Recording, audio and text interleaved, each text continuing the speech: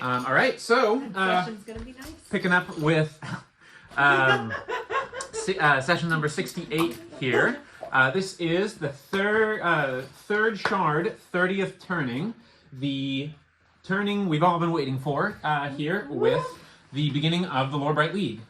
Probably going to be over 2 sessions. Definitely going to be over 2 sessions. We're across a couple sessions at least. We'll see how many. But in any case, last we left off, the party got involved with a few more of the gambling events, a few more of the spectating, but mostly they kind of focused in on trying to do some preparation and research for the games themselves. I have to get my music, which I'll get after this recap here in just a second. But in any case, the party focused in and spoke with Aurelia. They spoke with the Trovalengatans, secured some loose alliances there, as well as and sort of semi-agreements. They learned a little bit about a couple other groups. They met face-to-face with Remerthra of the Silver Suns and saw their group, who was curiously a little bit on the quieter side, most of them, but Remerthra seemed at least smiley enough. But now we are then heading over to the Lorebright Hall, and the team was totally and chronologically ordered, accosted / met with Virum the Voice, the protester / sort of end is nigh guy that they had seen on a couple other occasions. He kind of alluded to some interesting hope that was around the unity for what seemed like some early diplomatic relations between the two reaches happening as a result of the games. The team indeed saw Jafir and Gideon Grixis Grimwald, as well as Testoria, and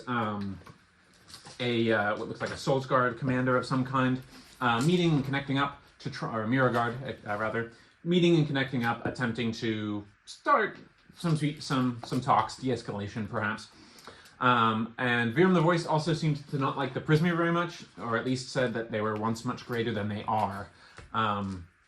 Left some cryptic commentary, and then just sort of was like, see ya, good luck. Party went in to their respective portal for their setup area and was teleported to a sort of docking along the shoreline area to Last Chill Lake. The Game Master, Green Mask, indicated their sort of desire for the games and how they wished the party to view themselves and how far they've come, but also laid out the rules and regulations about the event, what they're there to go for, what they're there to, how the event is scored, etc., which I've shared as handouts. I wouldn't worry too much about that, Nate. It will mostly come into play. Basically, don't directly kill anybody, and try and get there early. For this part, is try and beat everybody else. It's a race. Is that how those work? I was there for this part. Yeah. So laid out that I just mean you don't have the handouts in front of you, whereas the players are able to. But anyway, that's the big kind of gist there, and capped it off by saying a couple things. One, that the party will have their Float-Foam Hippocampus Chariot to customize and drive, and how the most aesthetically pleasing and most creative chariots will also gain additional point rewards for the games. And that the team will have a chance to cash in 1 free token and potentially two more through their Medals of Success.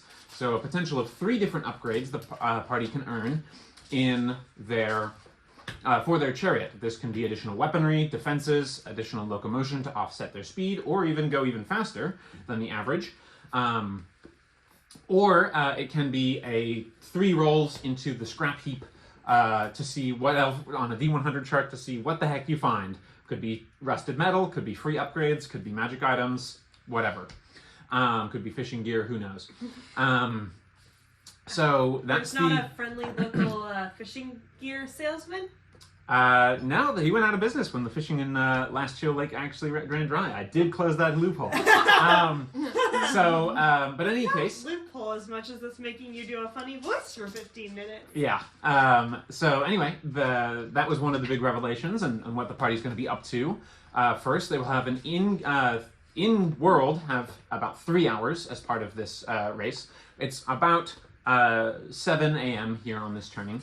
And so at 10 a.m., you guys will begin, the races themselves will begin. This is an in-game. I'm going to probably put it at half an hour cap max on what you guys decide on how to spend your tickets and how to spend your chariot upgrades and getting that all resolved, getting the chariot decorated how you want, etc.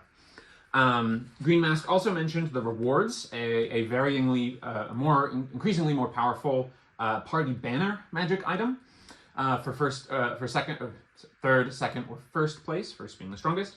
And then second place also gets 1 stone of Lesser Animus, and the first place gets 2 Lesser Stones of Animus. So, obviously a very desirable item. Everyone at least knows that they're exceptionally rare, and you guys know that the Greater Stone of Animus would be the key, according to Kendo and Shikuna, to transforming Cantifer into a flying koi ship. So, no stakes there. Otherwise, I think that's where we're going to start. I'm going to let you guys go ahead and brainstorm and begin. I forgot one other very important information. The Lorebright stone, turns out, was actually a Lorebright egg. And we have Lori, who is the... is short for... why don't you go ahead and read it out?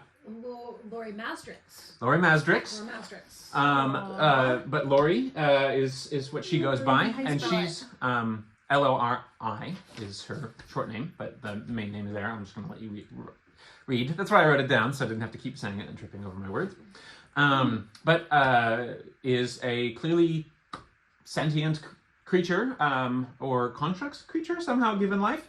Not really clear, but anyway, the lore that you guys were taking in somehow culminated in this, and if you advance, not even if you score first, second, or third, but if you advance to the next round of the games, so the next game in the Lorebright League, you get to keep it. Otherwise, you do have to forfeit it, and you get returned. You have to have it returned. So there's sort of tacit agreement that you're trying to keep this thing alive for the games, but that is something that's sort of clear to you that will assist you as a living lore repository, and has some active abilities that it can do to detect things like secrets and magic, and learn additional information, even fight in combat, although it's more useful as a lore repository. So increasing the party's menagerie, of course. So with that in mind, I'm going to let you guys get started on the beginnings of the list of options. And remember that there is the sort of dumpster diving option for things as well, if you do want to take that route as far as upgrades go. So, let me go get the music. So just a thought, guys. We've put quite a bit of conversation into like what upgrades we might want, and by quite a bit I mean some. But we haven't put a whole bunch into the aesthetic of our chariot, which is for points as well. I mean, giant bumblebee. Yeah, I think B. Worked for me. Also, because of the way the sessions worked, I should mention that we basically didn't have any way of using the tokens you guys earned from resting in restful conditions. So each of you gets a token to start the day with as far as the tokens go. This is like carrying over from resting, because otherwise it would have been like, you rested in Cantifer, nothing mattered, like we'd rather have it for this big thing. So everyone go ahead and take a token.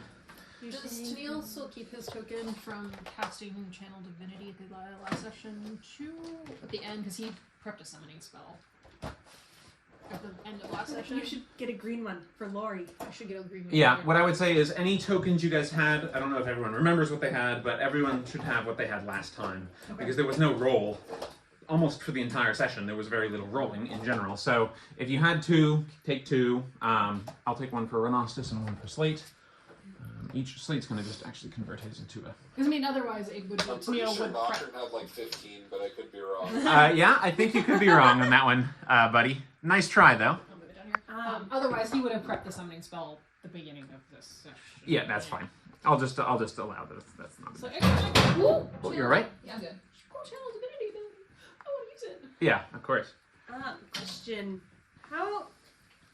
With the way the Hippocampi are attached, and what would happen if, say, one doubled in size? Yeah, so good question. If they double in size, it certainly would cause some potential problem. It'd probably be fine if it was just one, but if there's multiple, it's likely to crowd out the other ones. But if one were to double, No, sorry. If there are multiple there, multiple, right? So it's going to crowd out the others, right? The attachment isn't quite a yoke; it's more free form than that. But if one gets super big, then it's going to really yank the balance What if distribution. there are two that are super big? Then that would probably be possible. The way they're connected is basically through like cords, tangible cords that are made of like a solidified foam.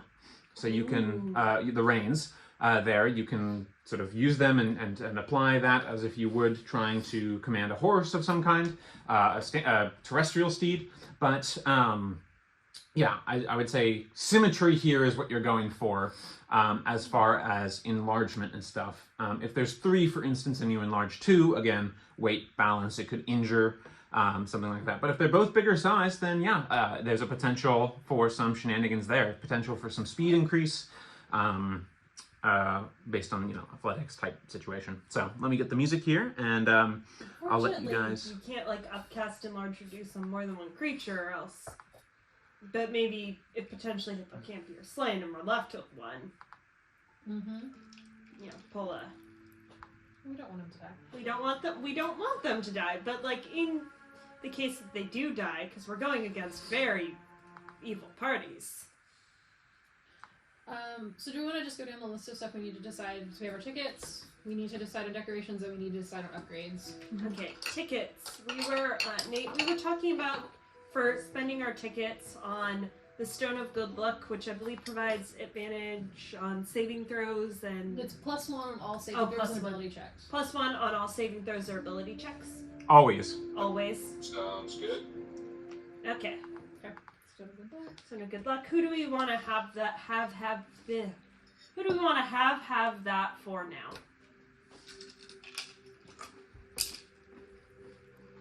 I already took the lucky feet, so it's not the exact same, but I mean, if Tennille's gonna be at the helm doing the animal handling checks, that could potentially be handy. Yeah. Yeah, if we had a screwed up animal handling check, that could be consequential. Okay. And let me know if there's any questions about how to run the vehicle situation and stuff. I'll guide us all through it, but if there are any questions, I'm going to let you guys take the lead on... Can you remind me what my bonuses are? Like how they're calculated? Because I don't have them. Just Your bonuses, excuse me? for navigation tools or... It'll depend on the check. So that's a good question. So Will this you is... just tell me when Yeah, I in situation I will tell you, but more or less, Navigator's tools allow you to add your proficiency bonus because you're proficient in them. Okay, so it's just +3. In that case, Good yeah. check. But there might be that it's just a straight dexterity roll, so it would be like d20 +3, for instance, plus your dex modifier. Does that make sense? Yeah. Or it could be like survival plus that, in which case you'd add your survival score, which could already include your proficiency, if you're already proficient in survival, and then you get proficiency again. Does that make sense? So no matter what, it's like +3. Yeah. My survival's +2, but... But then your proficiency would give you another +3. That's how I like to run tools, so it feels like it's a unique extra benefit, not just like, oh, well, I'm already good at that, it doesn't matter. Right. Does that answer your question? So whenever I use Navigator's tools, I just add 3. Yeah, or if you are using your proficiency with water vehicles, same deal. 3. Yeah. Okay. On top of any other relevant bonuses. So if I say make a survival check with Navigator's tools, you'd roll, add your survival bonus, and an extra 3. It stacks. Oh, okay. Otherwise, tools are kind of redundant, in my opinion. Did Flo want to attune to the gauntlets so that she could not be even weaker? Go for it. Ooh. You might be reaching up your maximum of the I think attunable I've items already here. attuned to 3 Okay, things. then Because I have my Gambush coin, my short sword, and the mask. That's 3. Okay, So, I'm maxed out unless I want to put one of those Ooh, aside, the so. short sword. I forgot about that. Interesting. Whoa! We're surrounded. It's so warm. At the moment, as far as you can tell, you would know probably. It seems fresh water, but it seems a little strange. You can reach down and taste it if you want. Don't reach down. No. Can I was just going for a touch it meeting, and I smell said it? Can I just touch it and smell it? Okay, so you, So that's another thought too that I was considering. Is we talked a little bit about aquatic rescues and stuff like that. Is it seems like this water may not be great to be in. So do we have a way we want to try to mitigate if someone falls into the water by accident, getting them out? Do we have any extra? Do we have someone like with reasonable strength that has some rope or something like that? I think I can get us some rope. so go ahead. I can get us 2 50-foot coiled hemp ropes. Tennille currently has the gauntlets, which makes him the strongest person in the party, and he can fly. You can fly. That's solid. That's solid. I like this. I like Yeah, this. Slate and Renastus both have advantage on strength-based stuff for pushing, and they can pull and lift twice their normal capacity. So I'd probably interpret that as a higher or advantage roll or lower DC for something like that. And then Renastus, if he spends his token, can snap create a rope of climbing as an action. So, and that he can command to extend in any way as if it was like, sort of alive. He can command it as 50 feet, and then he can have it pull, and it can hold like 5,000 pounds or something. So I think you guys have a good number of rescue options, provided that the thing is within pretty close reach. Yeah. Also, we could do a temporary tether on each person to the chariot. The presumption is each of you has a set of 50-foot rope. Yeah, I think That's standard. That's standard. Every adventurer starts with that. Yeah. Plus, we can get Yeah. 2 additional 50-foot coils of hemp and rope if we would like. Okay. Yeah, but I think tethering ourselves to the boat is not. Yeah, we should. Yeah, We once can- we get going, we should all be tied to the boat. Yeah. We can also, obviously navigate to the person if they do fall off, but that does take time away. Right. Whereas So- if they're close to the boat, we can just yank the rope. in. Yeah. Okay, so we've got We've got our tickets. our tickets. Upgrades. Upgrades. So we have 3. Do we have the cards? They should be on the table There there. we go. Okay, just to remind us of what our medals do. We have the medal of Bubbling Wit. We can use it to automatically succeed on an intelligence or wisdom saving throw, and also turn a fail into a success. I mean, that's good, but I think an upgrade would be Yeah. better. Yeah. And then Doormaster can automatically succeed in picking a locked door, does not work on a door shut by some puzzle or magic related to a lock, or allow a party member to cast Dimension Door as an action. Yeah. Which is handy, but between the 3, many of us are very good at picking locks. Mm-hmm. So I also have the thought: have we discussed or have we been told, Nicholas, whether we're able to carry these tokens with us to the next games, or are these just for this round? It has not been declared one way or another. But these are one use only. You could use these in your own dungeon experience outside of the games entirely or whatever. But they're one use only. And if you turn them in for an upgrade here, that's the application for the games. You're welcome to use them in the games as well. My instinct is go all out on upgrades now, because if we don't move on to the next round, we don't get to keep Lori, and we have used the Lorebright Stone so much, and it's been a really good resource that I think prioritizing keeping that might be a good benefit. Yeah, that sounds logic. I agree with that. I like that too. So I think we had talked about getting 2 speed upgrades. So 2 additional water horses, which would negate our penalty for having 6 people, and then give us an additional 10 feet of movement.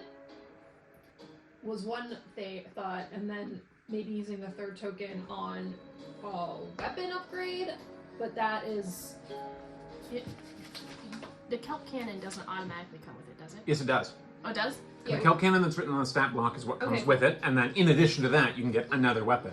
Right. Bear in mind, there's 6 of you here, 3 to shoot the cannon, 1 on the reins, 1 on the rudder. That's 5 people, so there's a 6 floater here at the moment.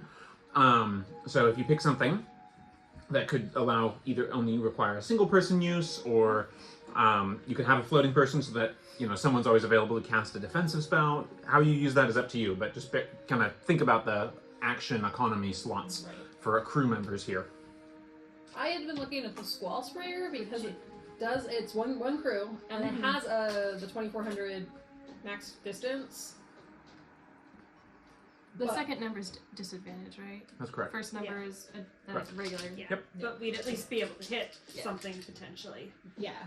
Yeah. So that was a thought, and it doesn't necessarily. We don't necessarily have to always be using it. I think it sounds like our strategy is go fast. Yeah. Yeah, I agree. So that was my thought, but I obviously. What other people think? I like that thought. B, I would be. Wait, so you said you can fly? You have like fly cast on you or something? No, Teal has a cleric ability. If he's in dim light, he can fly for a minute. Oh, that's neat. Oh yeah, I don't think Nocturne's seen, Nocturne hasn't seen him do that. No, go ahead. I could also cast fly on one or two people depending on the spell level. Okay. What I was thinking was if I was the floater, I have a pretty solid ability in the water, and I can fly. I can't fly as fast as a chariot, so I would only fly in like last-ditch situation for rescue operations or trying to draw away an attack from the chariot or something like that. But Nocturne is also incredibly weak, and so if there's any other strength things, I'm not going to be very useful there. So Yeah, and the yeah. sorry, go ahead. And the Squall Sprayer is just a ranged weapon attack with +6 to hit, so that wouldn't really depend on your Yeah. strength. Nate, what is Nocturne? How good is he at animal handling? Nocturne. I don't think great. I don't think terrible. Okay. Animal handling.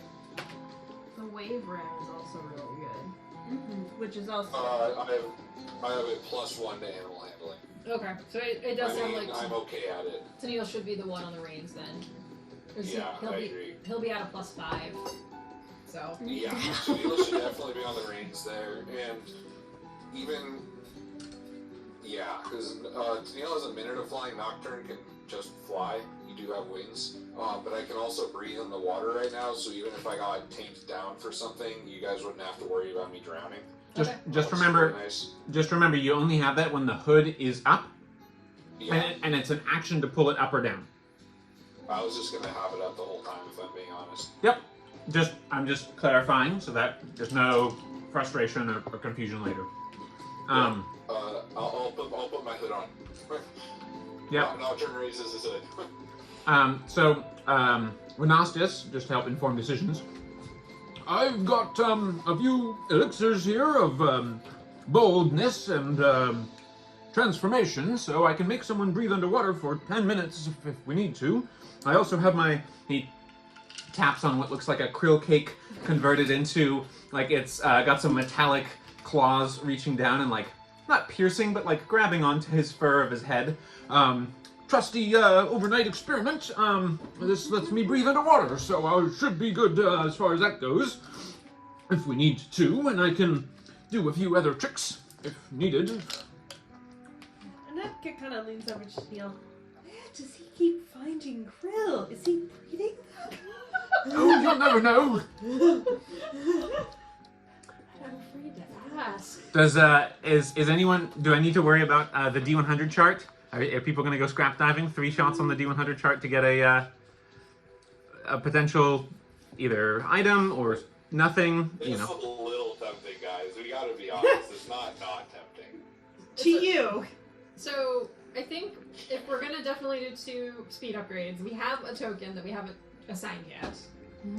Yeah. We have the Squall We Sprayer. could pull something way more OP. Yeah. Or nothing. Or nothing. Or nothing.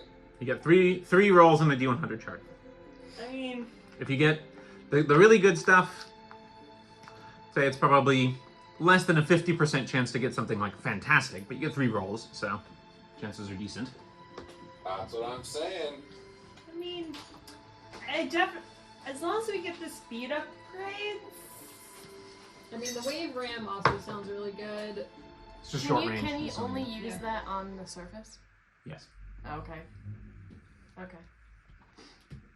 I will leave that up to the group. I have no strong feelings one way or the other. Yeah, But I'll- could you use the squall square underwater? I didn't really specify, but I would say, I'm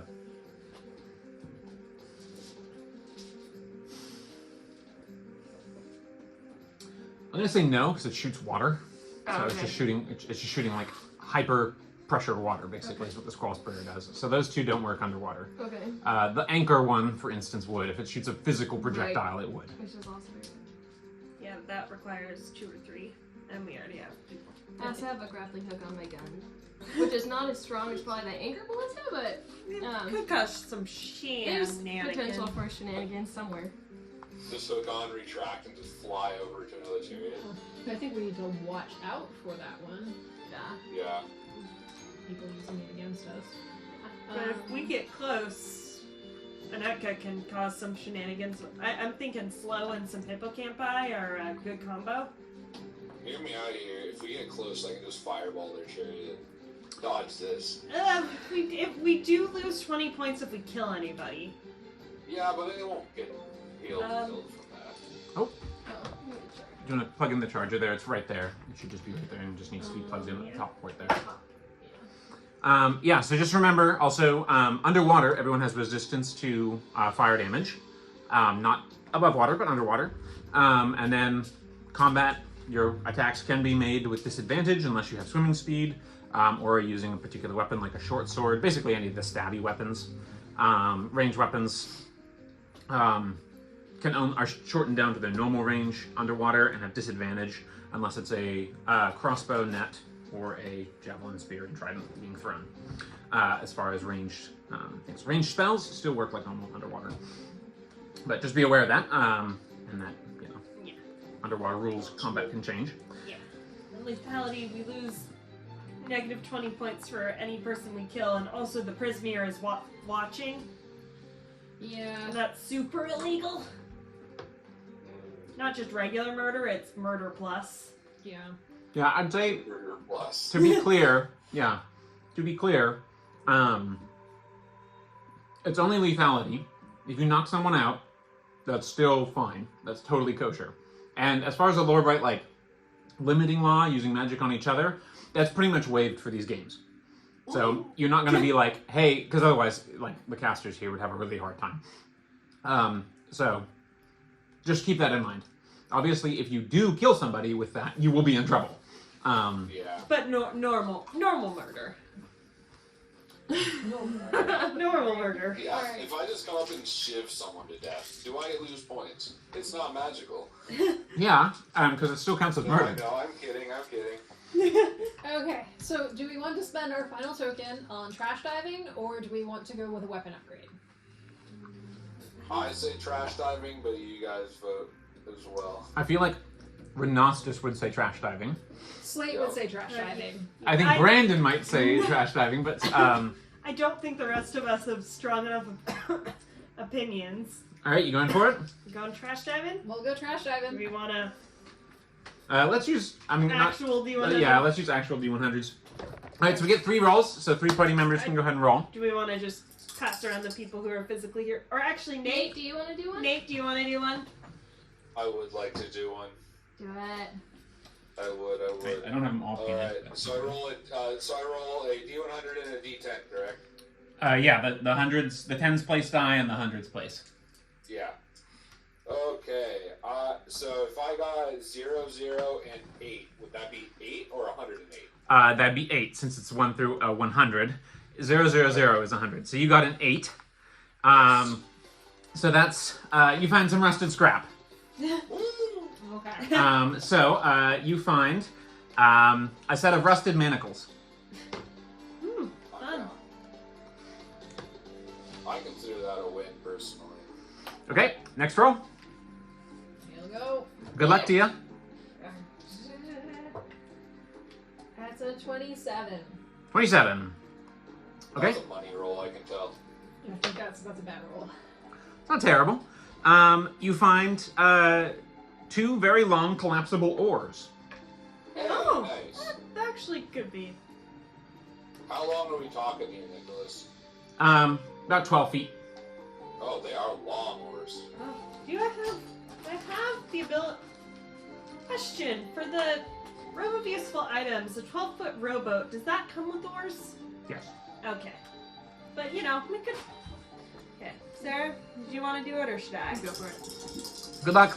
Come on, high roll. Brandon, You want higher rolls here. Brandon. Oh, Brandon, be with us. Brandon, be with us. Let's see. That's a 77. Ooh. Nice. Thank you, Brandon. Okay. Roll a further d6 for me. Ooh. Yes. Ooh. Let's see. 4. You find a shielding lift that works for the chariot. Oh. Oh. Good to know. So we broke even because that would have cost us 1 anyway. Yeah. So the shielding lift is for 1 round. Your chariot's basically untargetable. Everything, your mounts, all of it, immune to all magic, immune to all damage, all attacks just bounce right off it. It's just like it's a nope card Nope. for 1 round, basically. The big note button. How long does it take to use it? It's 1 action or 1 reaction. It's a reaction. It's a reaction to use. So it uses reaction. Yeah. That is- I feel like that's a good reaction if somebody is targeting us with that anchor ballista. Yeah. Mm-hmm. Yeah. That's the one I'm worried about. All right. It was a 96 or 97 to get a gun. Sorry, Nate. It's all good. But thank you, Brandon, wherever you are. Alrighty. It's gonna be real weird once he comes back. Okay, so good rolls. So you guys have your upgrades. We've got 2 more mounts. I don't have 3 hippocampus models, but pretend that third one looks exactly like the other 2. Didn't have time to That paint horse them. looks kind of lizardy, doesn't it? Didn't have the time to paint them all, but at least we got some color in there. So we've got that. So now the chariot's speed, which was at 50 feet / 6 miles an hour, should be at 70 feet / 8 miles an hour. So the journey is a 7-mile journey. So you guys should be able to make it in just under an hour, provided there are no other obstacles. Mm-hmm. All right, anything further? Do you say 7 or 70 miles per hour? So it's 7 miles, and you guys can go 8 miles an hour. Oh, we can go 70 feet per round. Yeah, that's correct. Okay, that was the 70. I'm like, that's really fast. Yeah. Yep, okay. But 70 feet of movement. 70 feet of movement, yep. So when you do your move thing, it lets you move half, so you'd be 35. As far as scale for ship to ship, 1 inch is going to be 90 feet. And I don't know if Nate can see with the camera as it is, but all of these little icons indicate your neighbors as far as other competitors, and they are spaced where they're supposed to be, or at least they were supposed to be. It's okay. So they all should be about 9 inches apart here.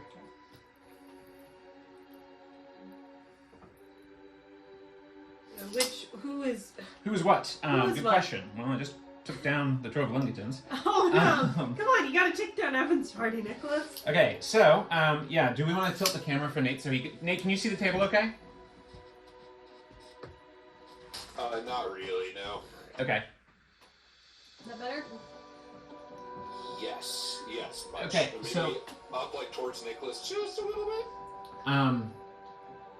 Yeah, so there's one kind of off screen for you, but at the very far end, we have, that's in like your guys' immediate vision.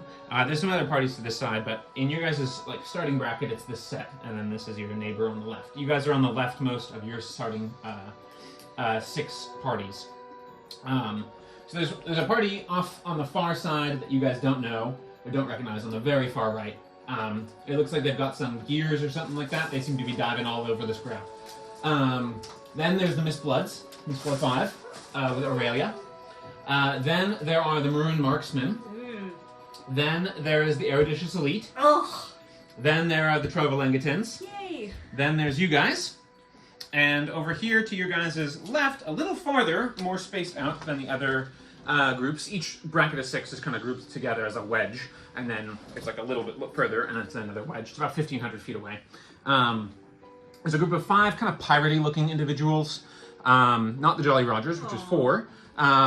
These seem to be austere looking, and they are certainly casting glances over on your guys' direction as well. Seems to be a mix of several individuals from different groups and ethnic backgrounds. Kind of hard to see. It's a clear day. One guy clearly looks like a pirate captain. Another individual is kind of quite big and carries like what looks like a smoking club or a flaming club.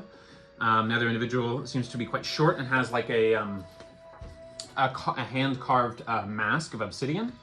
There's another individual who looks like a tiefling, and lastly an individual who looks like she's got a hook for a hand, and stuff like that. So yeah, that's what you're seeing. I mean, it's 1,500 feet away, so it's not like you're able to see a ton. So we got your upgrades. We've got that going. What else? Thank you. Well earned. So good job there. What are we doing for aesthetics and any ingenuity? Okay, so we've decided B because like you gotta stick to your theme. Is there any way we can decorate the horsies, the hippocampi?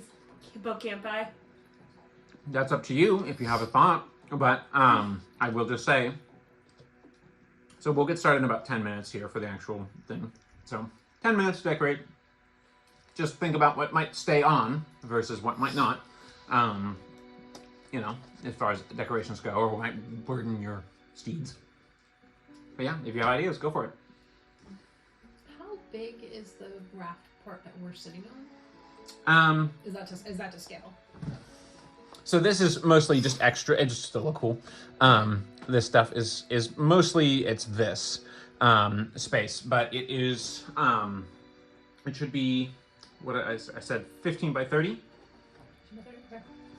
So that's what we've actually got as far as space goes. If combat breaks out, I'll make sure that that's accurate. I just picked something that I thought would help No, that's fine. narrow it. I had thought. What's your thought? Well, we could. So it would kind of hamper Tennille's ability to help, but it would also be a safe haven for people, is that he could cast a tiny hut in the center of the platform that you all can move freely about. He couldn't leave it, and he can't cast through it, but it would protect. Nothing could penetrate the space underneath of it, and none of you would be targetable by spells from other parties. Yeah, like, Well, you wouldn't be able to drive the chariot then, correct? No, he could still drive, because he would cast it Okay. over top of himself. Oh, He has to stay in it. And it would keep anyone inside from getting knocked off, but he can't cast magic through it, so he wouldn't be able to cast any additional spells.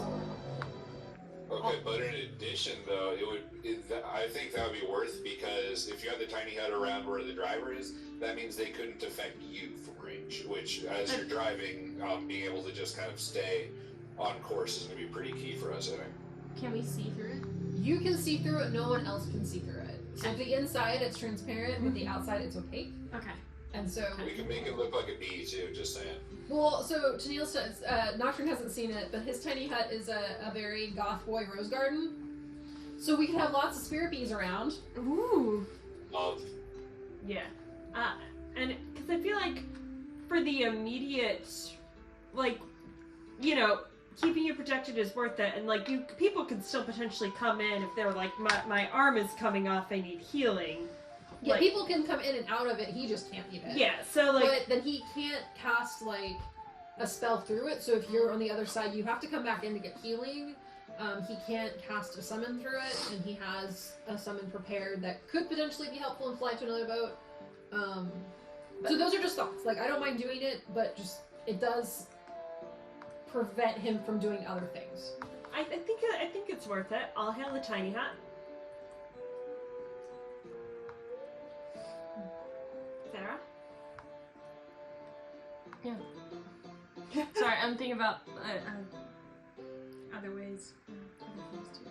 I mean, it could be, and it would be, like, on the outside, it could be decorative. There are flowers, like, it's pretty. I feel like that is decorative and ingenious. It's true. If one were Double working whammy. on the scoring.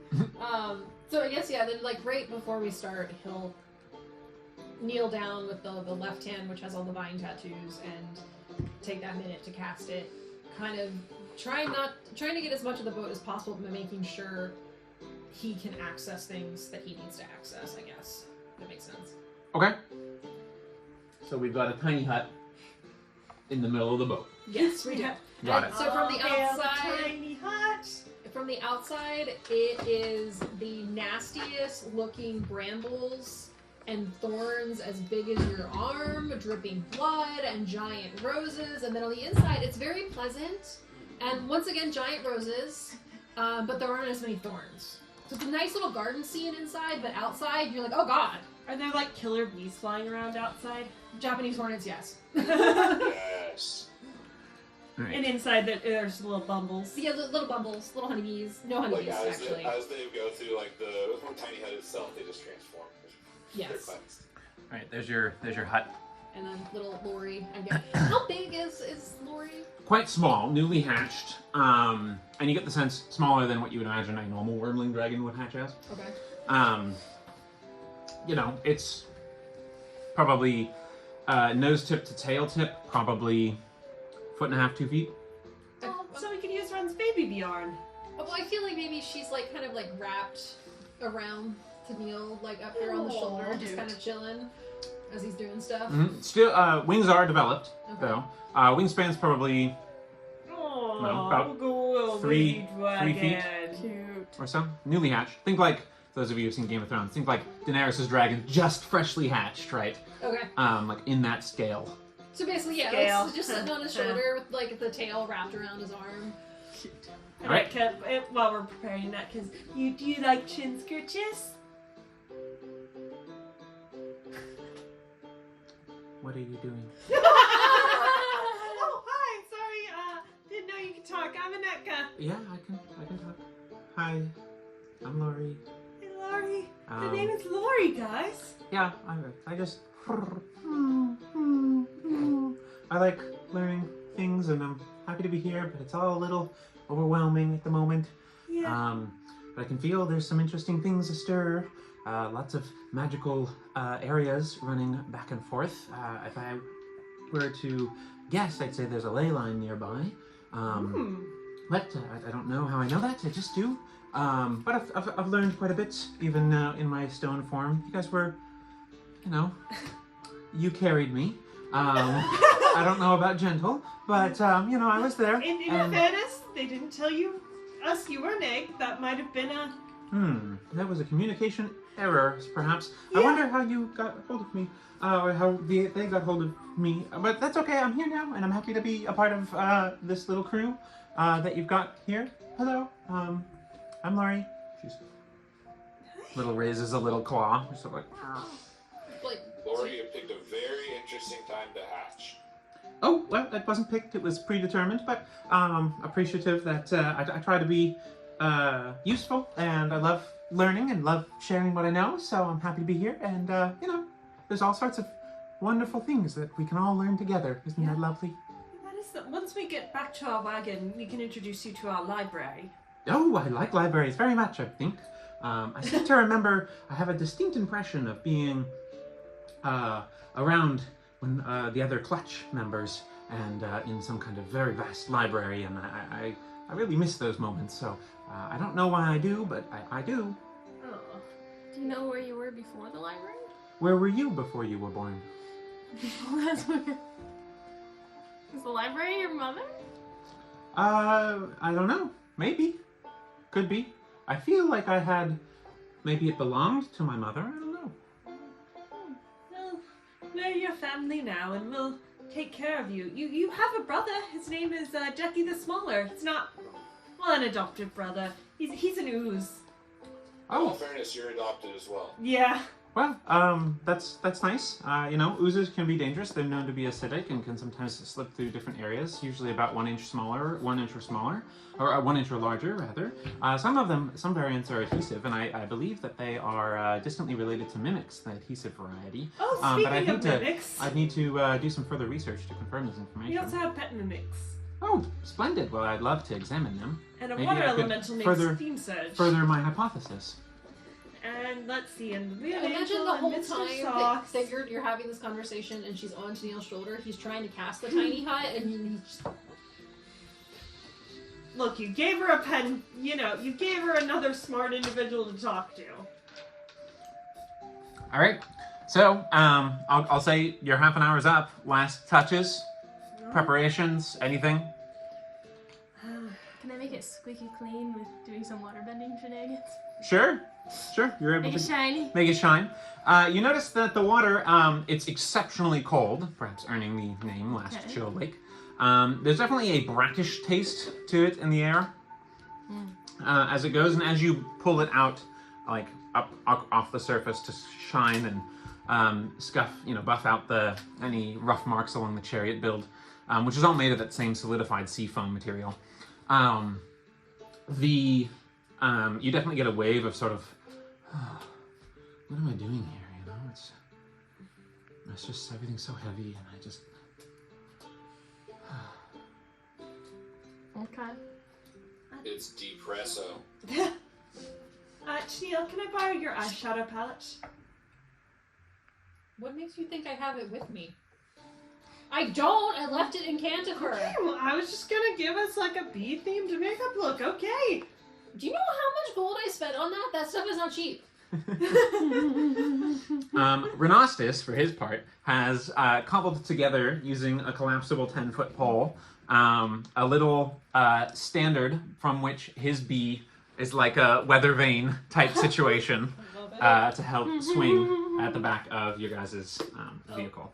And just FYI, if we need it, I can get us 2 things of rope, rowboat, a pair of mastiffs, or actually 2 pairs of mastiffs. I don't think that one's going to be as relevant, but I can get us a rowboat if we're in desperate situations. That does sound desperate. All right. Well, with that, the bee habitat bewildered Bewildered boat. chariot is prepared as it's gonna be, and Green Mask says, "Everyone, your time is up. Wrenches and materials down, and it is time for us to begin the event. I wish you all the best of well-wishing daring do's, and don't forget your shopping list. Let the games begin!" All right, and immediately you see all of the various parties who are at least within eye shot, or eye distance of you. You can see are immediately scrambling to getting their chariot going. A couple of them seem to have some earlier off the gate starts than others. You can see in the distance, you see some kind of shimmery haze of multicolored light around Evan's chariot. You see the Trovolengatans. They seem to have gone with an extra hippocampus and the bauble chassis charm, as far as you can tell. Can't really tell. It looks like that you've got the anchor ballista on the neighboring party to your guys' left. These guys over here. And that's kind of what you're seeing immediately. But who is on what stations? Let's first of all, who's the captain? All right, Flo's the captain. Flo, you're on captain duty, so You good with that, Nate? Yep. Okay. All right, so you got your 3 captain actions. That's your proficiency bonus. So bear those in mind if it ever comes up. But in the meantime, we're going to focus instead on less the rules on the vehicles for right now, and we're going to focus on the fact that this is also a skill challenge to navigate the chariots to Krennel Rock over this period of time. So, skill challenges, as a quick refresher, everyone has to pick a different skill. You can only pick stuff you are proficient in. If you can say, obviously you're trying to have something that's relevant and pertinent to the situation. I might say no if you try and bring up something that's not relevant. But if you have a narratively justified reason to pick Arcana, for instance, or something unusual in this case, I may let it fly, and it may involve a higher DC. But you guys are already off to the races, as it were. So consider what you might be able to bring to bear with that situation.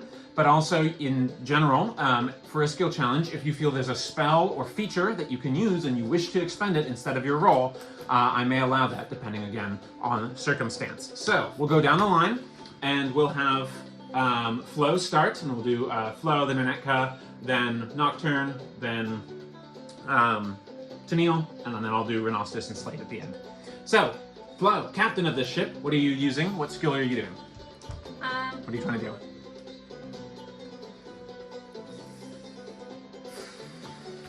I'm gonna use.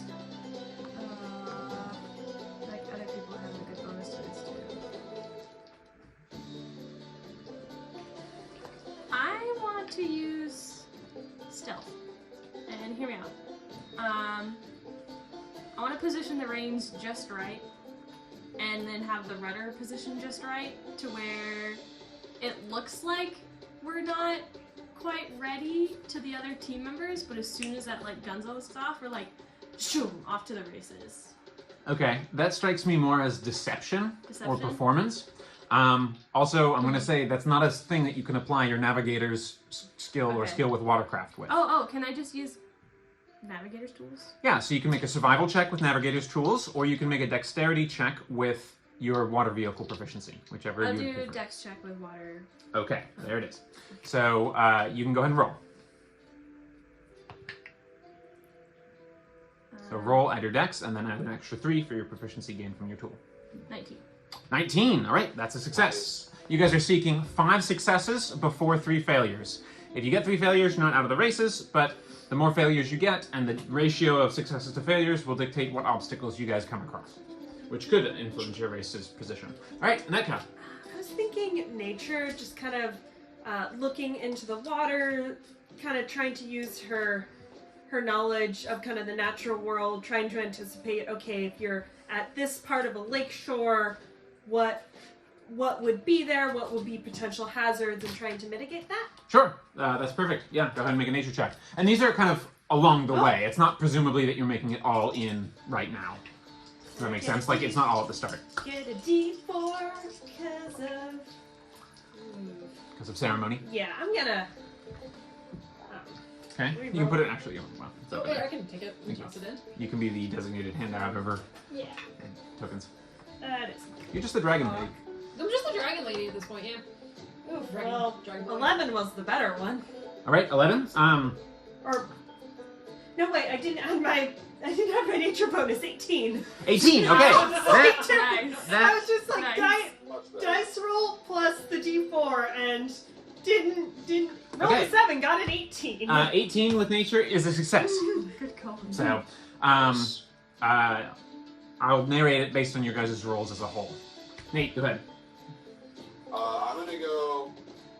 Can I try deception? And I want to make it look like I'm super frazzled and just kind of like panicking, like mock bossing people around and stuff like that to make us hopefully less of a target for other ships.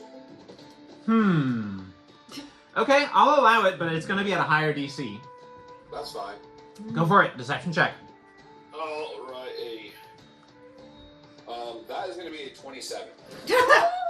Okay, yeah, higher DC attained. For sure. There's a reason I was okay with it. Okay. I'm rather good at deceiving. Yeah, that's 3 successes, so on a hot streak so far. Well, Tennille is the wash boy, so he's gonna use perception to scan for hazards that we might encounter, and also kind of periphery, like is anyone getting too close to us? Okay, as far as lighting says, you guys are like right on the cusp of still being in dim light. Yes. But you have the B, so you're gonna be fine. Yes. But just keep that in mind Fine. for like the flight and stuff like that. I'd say depending might not be super easy to do right off the gate. But go ahead, straight roll perception, go for it. Keeping an eye out, hazards around, hazards ahead, etc. This is mostly about hazards along the way, by the way, and stuff along the way. You get your rolls may or may not influence other ships, but we'll see. 23. 23. Nice. Whoa! All right. Crew is crushing it as far as things go on ahead. Okay, now we've got Renostis and we've got Slate. Let's see. So we've had Deception, we've had Perception, we've had Nature, we've had now Water vehicles. Water Vehicles proficiency with Dexterity. Let's see. Do I want Slate or do you guys want Slate or Renostis to do this? Oh gosh. Depends on what skill. I don't know what Yeah. skills to apply with this setup here with them. Let's say Slate. Slate's a strong boy. Yeah, could you be like, I don't know, physically helping the boat push off? Yeah, can he like be kicking in the water behind us? Okay, I'll just say it's going to be a higher DC, but we'll give it athletics. Yes. All right, that's a natural 2, so that is going to be a failure. There. You broke our streak. I did. I'm sorry, team. But we're not. Okay, you got it. You got it. But Renostis can come through, and has to be something different than what has been called so far.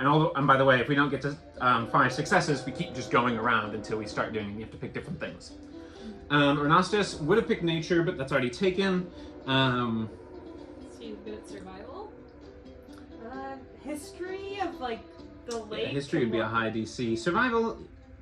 I don't know what his natural survival bonus is. Unfortunately, I don't have Cat's stat block. But what I will say, Investigation. we'll do survival though, because that's a low DC option. So I'll just make it a straight roll. That's good. I rolled 2 2s, y'all. Dang. Nicholas, That's okay. that's upsetting.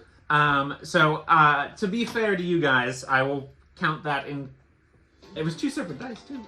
But I'll count that separately for you guys for this. But oh wait, no, Renostis has his reroll, so I'll use that because that's important. Do good. Yeah, so that's 13 plus. I think Renostis has at least a +1, so that's 14. So that I will count as a success. Woo! So we'll toss Miss Dragonkeeper, please. Toss that back. Down a token. But all right, so in narrative order, here's how this plays out. So Slate, trying to push off from the start, sort of push. He's pushing, but it's kind of soft terrain, and he kind of splashes in some of the water, and you see him sort of get rigid, and you guys see a quick flash of light along the back of his spine, and you just see him sort of shake it off, but he kind of is frazzled a little bit. But playing off of that, maybe, is Nocturne, who captures the essence of the frazzled nature, and makes it look like you guys are morons.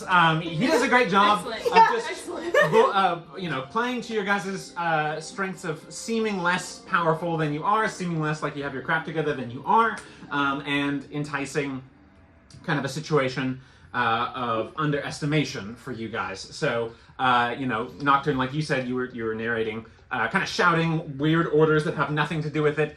Maybe, you're like, hoist the sails, and things like that, and there's no sails to hoist, So you hear a couple people like snicker, you see the crowd, which by the way is, you have like an emerald faceted eye that's just like floating around you guys as a spectator, but you also see the like misty fog projection on the sky here that shows a lot of the crowd in the sort of main square area of Lunavir on South Shore. But in any case, the party is you see a couple groups couple people pointing your way. You're pretty sure you see Brody around, like getting money and collecting bets and stuff like that. Oh, we are planning put that on us. See? And so that's kind of the start of the situation. But combined with that, we have the Navigator Flo here, kind of starting right off the gate. Your 2 rolls will kind of come down and play kind of blind. But with Navigator Flo, you were ready. You were right there ready. And so everyone else, you were actually one of the first off the mark. You were really ready and you had it going. Nice. Just you feel so free and back on the water. It Like, feels heck so yes. good to just be back on the water. I'm back, baby. At the helm, and you see the hippocampi, they do this sort of galloping motion with their front legs and a swishing tail motion at the same time, and you guys are actually churning like a froth. Kind of imagine like the horses in the river at with Galadriel and the ring wraiths. It's like you're getting this like swarm of water that's coming forward as you guys are making this shape, and you actually feel the water raise. Like the water level actually raises under your guys' chariot as you move forward. So you have a sense that it'll be harder for you guys to get snared on reefs and rocks as a result of that. Okay. So along the way, you guys are going, but we did have a mishap, so I'm going to cover that now. We're going to go ahead and I will go ahead and have a d6 as part of the situation here. Okay, so this is sort of as you guys are going along the speed here, along the surface of the water under the power of your hippocampi. It sort of draws your attention to Neil with perception to the pattern of endlessly shifting patterns made by the current and the waves. You do see some fish, sort of really unusually barbed and sharp looking, and they kind of scatter away. And immediately you're just like, whoa, uh-oh. something. And you see it sort of drawing in towards the center of the lake as you're speeding along at breakneck pace towards its shores, at the center, towards Crown Rock at the center. All of a sudden, though, there is a harsh turn on your guys' chariot, as some of the water seems to have splashed up against it kind of all of a sudden, and you sort of take a turn a little bit. You guys do a pretty good job of dodging and avoiding it, but that was kind of just the beginnings, because you see a huge, like what you felt was basically the drawing, the ebbing of the water as it draws up into a wave that just rapidly comes out toward you. And you see that the water takes shape and forms into this strange amalgam creature of water, kind of like an animalistic shape of water that turns into a sort of humanoid creature with fishy features, made all of water. And as it moves, you see there's like sparkling lights in the water, in the wave that it's skimming over and calling with it. So you get the sense that the wave is alive. So what happens here is the chariot, you will roll as the captain for the chariot, and all creatures on it have to make a strength saving throw, blasted by the wave. If the chariot fails its save by 5 or more, it capsizes. Is, for the people who are inside the dome, how does that impact the strength save? The dome, I would say, protects you guys from this particular event. Okay, So Flo and Tennille would not have to roll. Okay. Okay. I'll roll for Renostis, and I'll roll for Slate. You do have to roll for the ship, though. Yeah. So roll for the ship. All right, so Slate. Okay, Slate's great. Well, still gonna take something, but. All right, Renostis is getting biffed. Because I have it. Getting splashed. You're getting splashed. Ho ho! Okay. This is a strong wave. This is a strong wave. Okay. So chariots roll first and foremost. And I add this chariot strength. The strength modifier, and pay attention if it's good with strength saving throws or anything like that. If it has a saving bonuses, I don't believe it does. So it'd be just the +4 of the strength. Okay. 22. 22. All right, that's a pass. So you're not capsized. You're not even turned. But you do take half damage and are otherwise unaffected. So the chariot is going to take half damage and is otherwise unaffected. We'll get to that in a second. 15. 15? 15 is also a pass, so just half damage, no further Nice. effect. Nocturne. That is going to be a 15 as well. So Okay, nice. pass. Slate, suspiciously, but also accurately, got a 18 as well. Oh, sorry, 15 as well. But Renostis got a 10, so he's going to take full effect. And you didn't have to test because you're free. Renostis gets knocked prone. He stays on the boat because you guys are tethered in. Good call there, but also just it's not powerful enough to fly him off the back of the boat here. So it's going to be 18 points of bludgeoning damage to those who failed, so that's Renostis. Half if you pass. So the chariot and all of those who pass take 9 instead. And Renostis is soaked. All of his fur is just waterlogged. He looks like a sad wet cat now instead of the sort of more noble furball that he was. And he certainly, he basically, his head gets bashed up against the side of the chariot as he... but he sort of, oh, good thing I have my krill cap. And you see, as it lashes onto you guys, the wave breaks up into a mixture of differing little sparks of watery whirlpool creatures, almost like little mini twisters, and you see lights dancing within them, and they besiege you guys. So this is actually going to be a on-ship combat. Roll initiative. Can I go use the normal bathroom ship. really quick? Yep, everyone can go use the bathroom if we need to and all that kind of stuff. This is non-ship combat, just standard. Not bad. Bring this forward for you to see. Nate, a little better.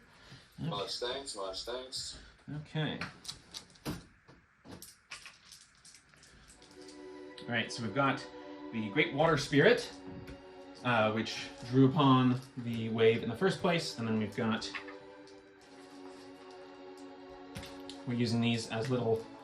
I don't have good little things for a swarm. So these are little whirlpool elementally things. Aw, cute. So I will start that initiative roll while you guys are getting stuff going.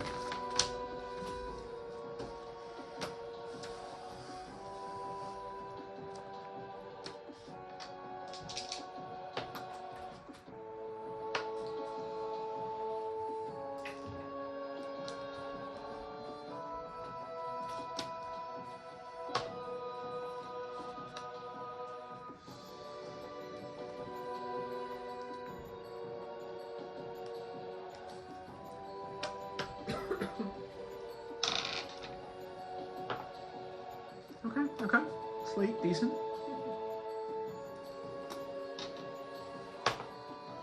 Renostis carrying up the rear, as tradition. Like my fur is cold. I'm soaked, and I'm cold, and I'm Renostis. Yeah, I might just keep that as their standing initiative rolls for the rest of this event while I'm running them, just to make it easier a little bit. All right, we didn't do one of the skill challenge runs. We're doing one of the combat ones. This is gonna be interesting. Okay. So let's, I roll for the ship. it's not a ship-related combat, so no, we don't Okay, have to it's do just- that. That would be like vehicle to vehicle or vehicle. Like they're too close for the vehicle to really matter. I'll just, for the purposes of this, I'll say they're fast enough to keep pace with you in the water. They can actually outpace the chariot in the water, and the chariot is going to keep moving unless they do something that's going to really interfere with it. Okay. Ah. I do have a question. Mm-hmm. So I know I can't cast through the tiny hut, but if Flo is outside of the tiny hut, can I cast through her? I just thought of that. Like, I'd say it says no magic. Magic blocks through it, so no. yeah. Okay. Yeah. So someone does need. The chariot's going to move at half pace. Basically, it's going to move at whatever it is, 35 feet. But if you guys want to keep taking your turn to action and be on the reins or be on the command and stuff to make it move faster, you can still do that. That's fine. But these things, pretty much no matter what, are going to keep pace with you, but it might mean you either fall behind or don't, based on that. Remember, though, that you're one of the few that had 3 hippocampi, so you guys were actually gaining quite a bit. You were one of the leading parties.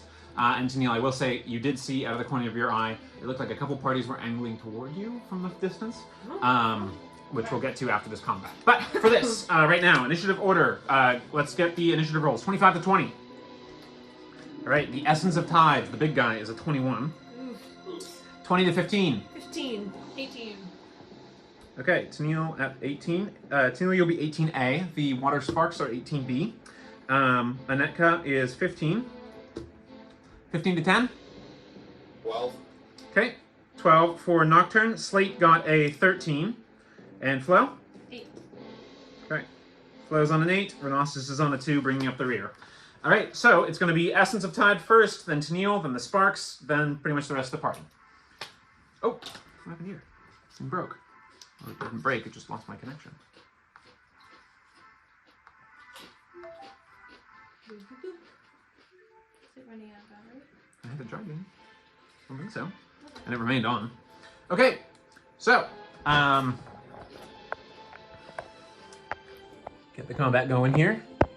Okay, so, top of the round is the Essence of Tides. Let's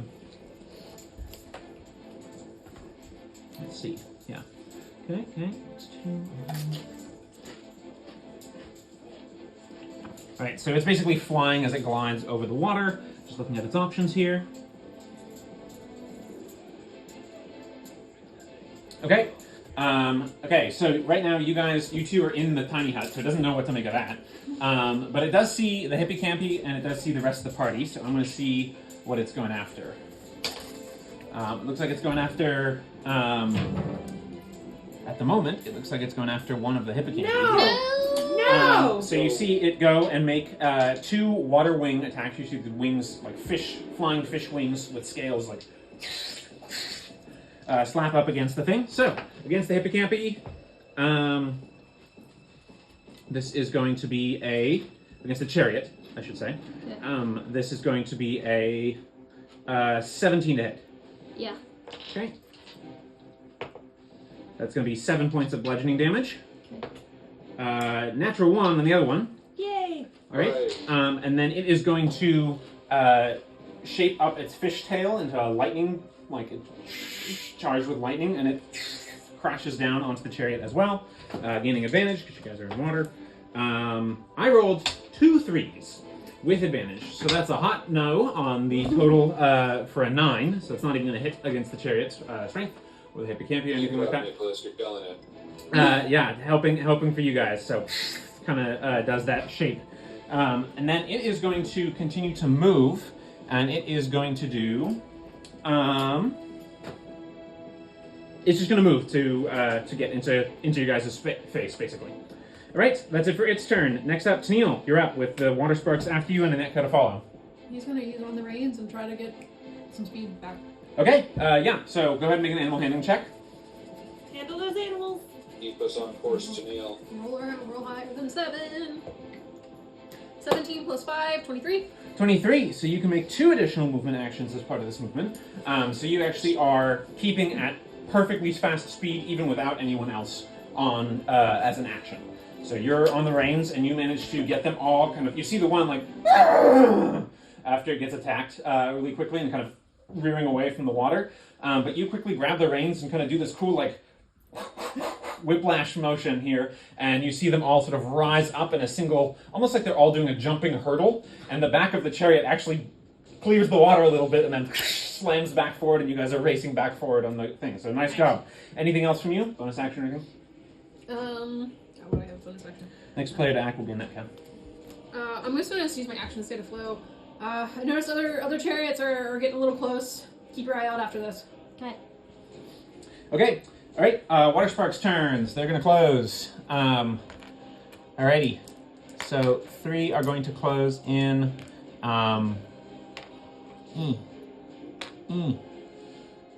Is that the noise the water sparks make? Yes. And then 2 are going to close on this side on a Netka. So 3 on Nocturne, 2 on a Netka.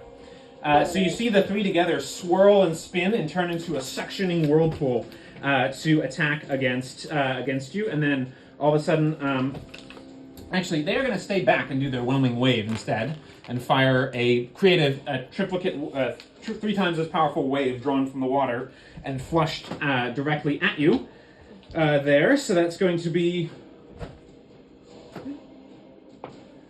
Whoa, okay, that's going to be a natural 20.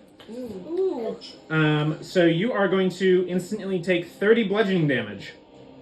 Ouch.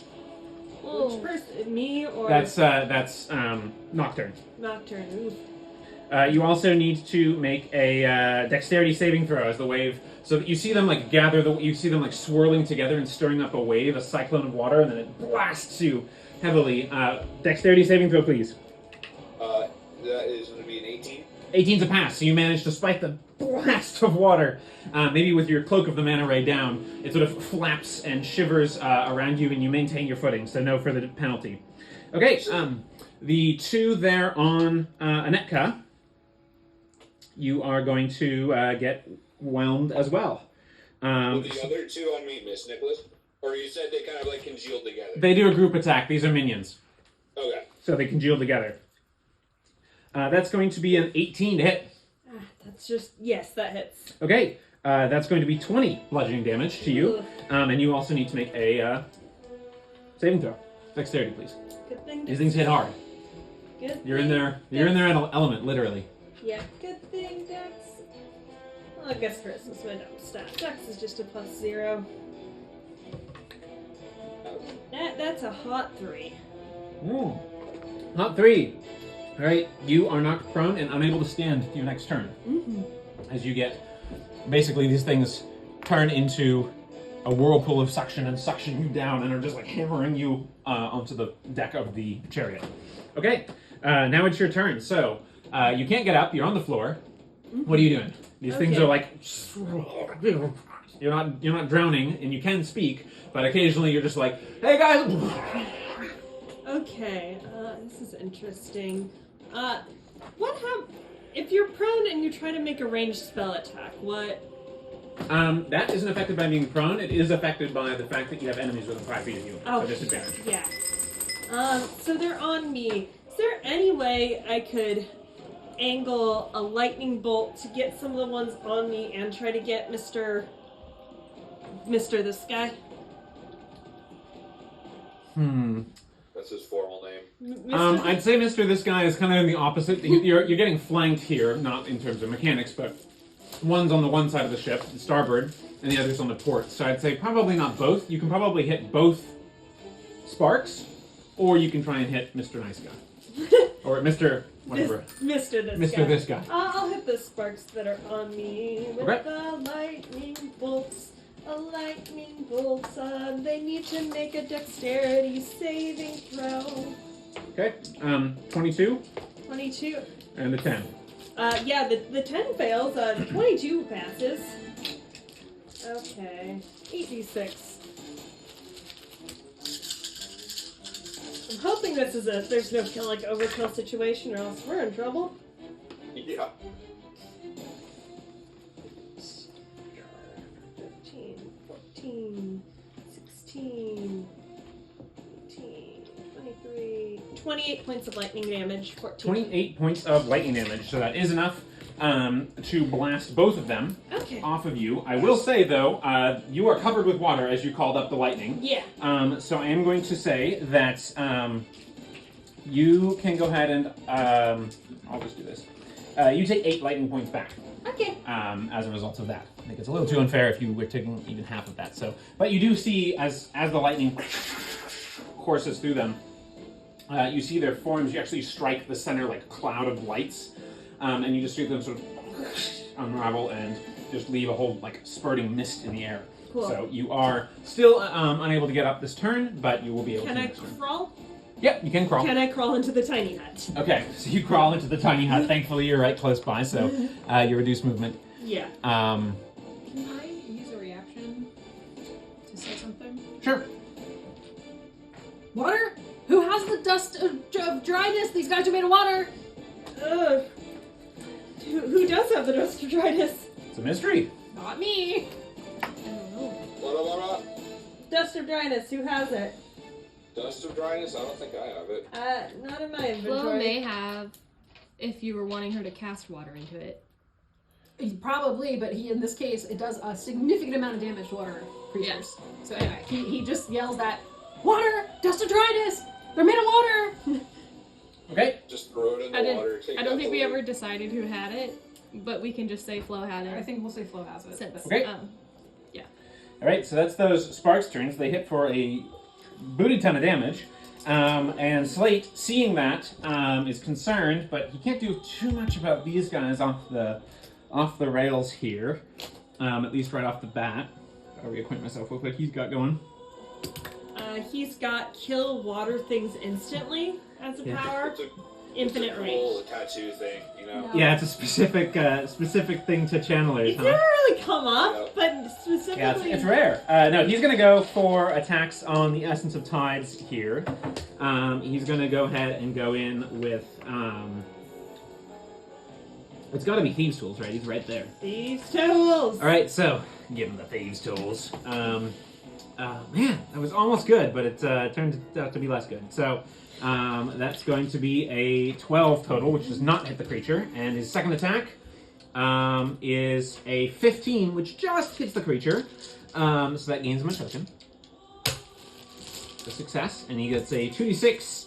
Oh, hang on. The first time he succeeds on a saving throw, he also succeeded on a saving throw. So 2d6 in terms of damage. This is 9 plus 3 is oftentimes 12. So thing took 12 points. As you see kind of gouges, and you see a couple kind of real-looking fish scales They, fly off. They're very smelly. yeah, but those will grow bacteria if you leave them. You gotta pick them off. All right. For now, though, that's where he's at. He's not going to activate his tattoo, and he's gonna hold on to his tokens for now. I think he's gonna probably want those for later stages. So that's it for Slate. Next up is Nocturne with Flo on deck. Who wants us to follow? Yeah, Flo's on the deck. I am going to cast a second level Cure Ailments on myself. Okay. Go ahead and make your strain check. DC 12. Yep. That is easy pass. That's an 18. Very nice. And then how? Remind me. It's what? 2d8 That's correct. for second level. Okay. Plus your modifier. Yeah.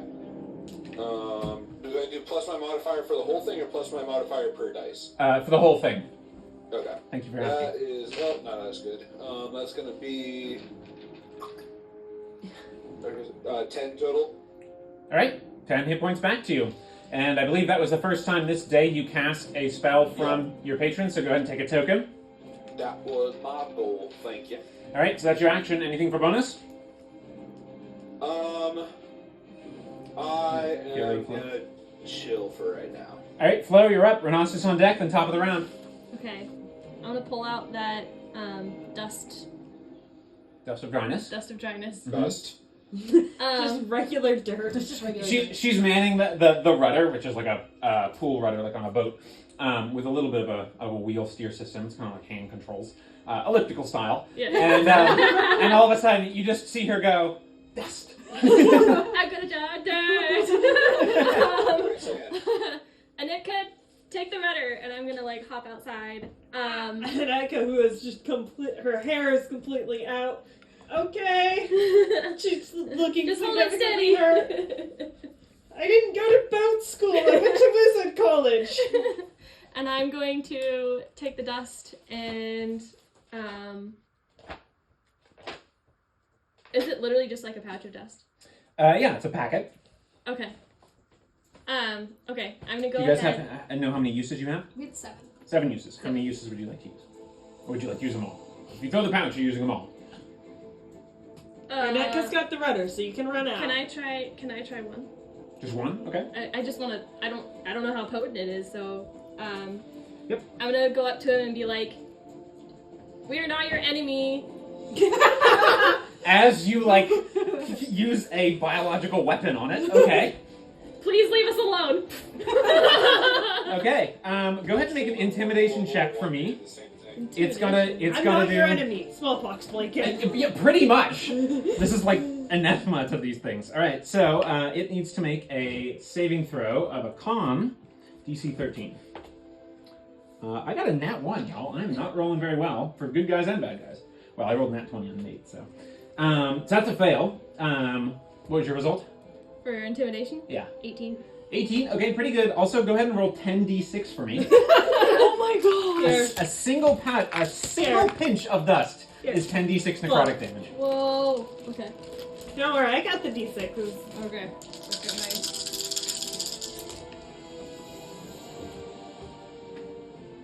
$24. Sarah, that's not 10d6. Oh, wait, 1, 2, oh wow. That's 6. Okay, so 24 plus. I can math. Sometimes I got excited. I was like, oh, the blue ones, roll them. There you go. There's my thought process. You're welcome. Try to argue with that. Okay.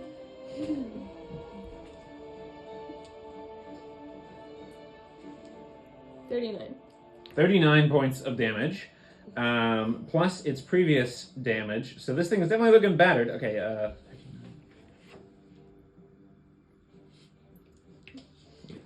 all right, so you throw the dust in it, and basically you just see a whole bunch of holes just appear as the water siphons into a little pellet that just rolls onto the floor. Can I pick that up? Sure, I'll allow you to use your reaction to pick that up. But you see this thing is just like... it's still there, it's still holding on, this thing is tough. And you just hear it say, no one will employ the death dust against us if you're a friend. Yeah, I mean, fair. Mm-hmm. So it's talking in Aquan, so only you can hear it. Okay. Okay. What did it say? What did it say? Traitor, only a monster would use the death dust against us. Yeah, I mean... You did just, like, unleash You a did fight biological us. weapon on But it. you also came and just attacked us. You didn't even reason with us. Putting the dust on them, throwing mustard gas on a different boat, you know, or... Yeah, I mean, yeah, that's the situation. All This is why right, we so don't... you see it is fixated with hatred on you. I mean, fair. Can I use the rest of my moon to go back in the tiny hut? Okay, sure. You guys are just hut dancing this freaking fight. Yeah. That's it. Yeah, we are, Nicholas. Are you able to hand things to others? That's why I Uh, passed it. I'll pass it off to. I'm gonna say you're out for now Okay, because you okay. already used your Yeah, extra I already bonus to did kind of my pick it up. Yeah. But you Oh, can yeah, at yeah. another point. Okay, so that's it for Flo's turn. Very effective. Renostis. Renostis took a pretty beefy beating as well from the just initial attack wave. So he is going to spend one of his precious spell slots. I think we're just going to do a first level though because he gets an insane amount of bonus to his healing. So he's just going to do a straight up Cure Ailments first level on himself.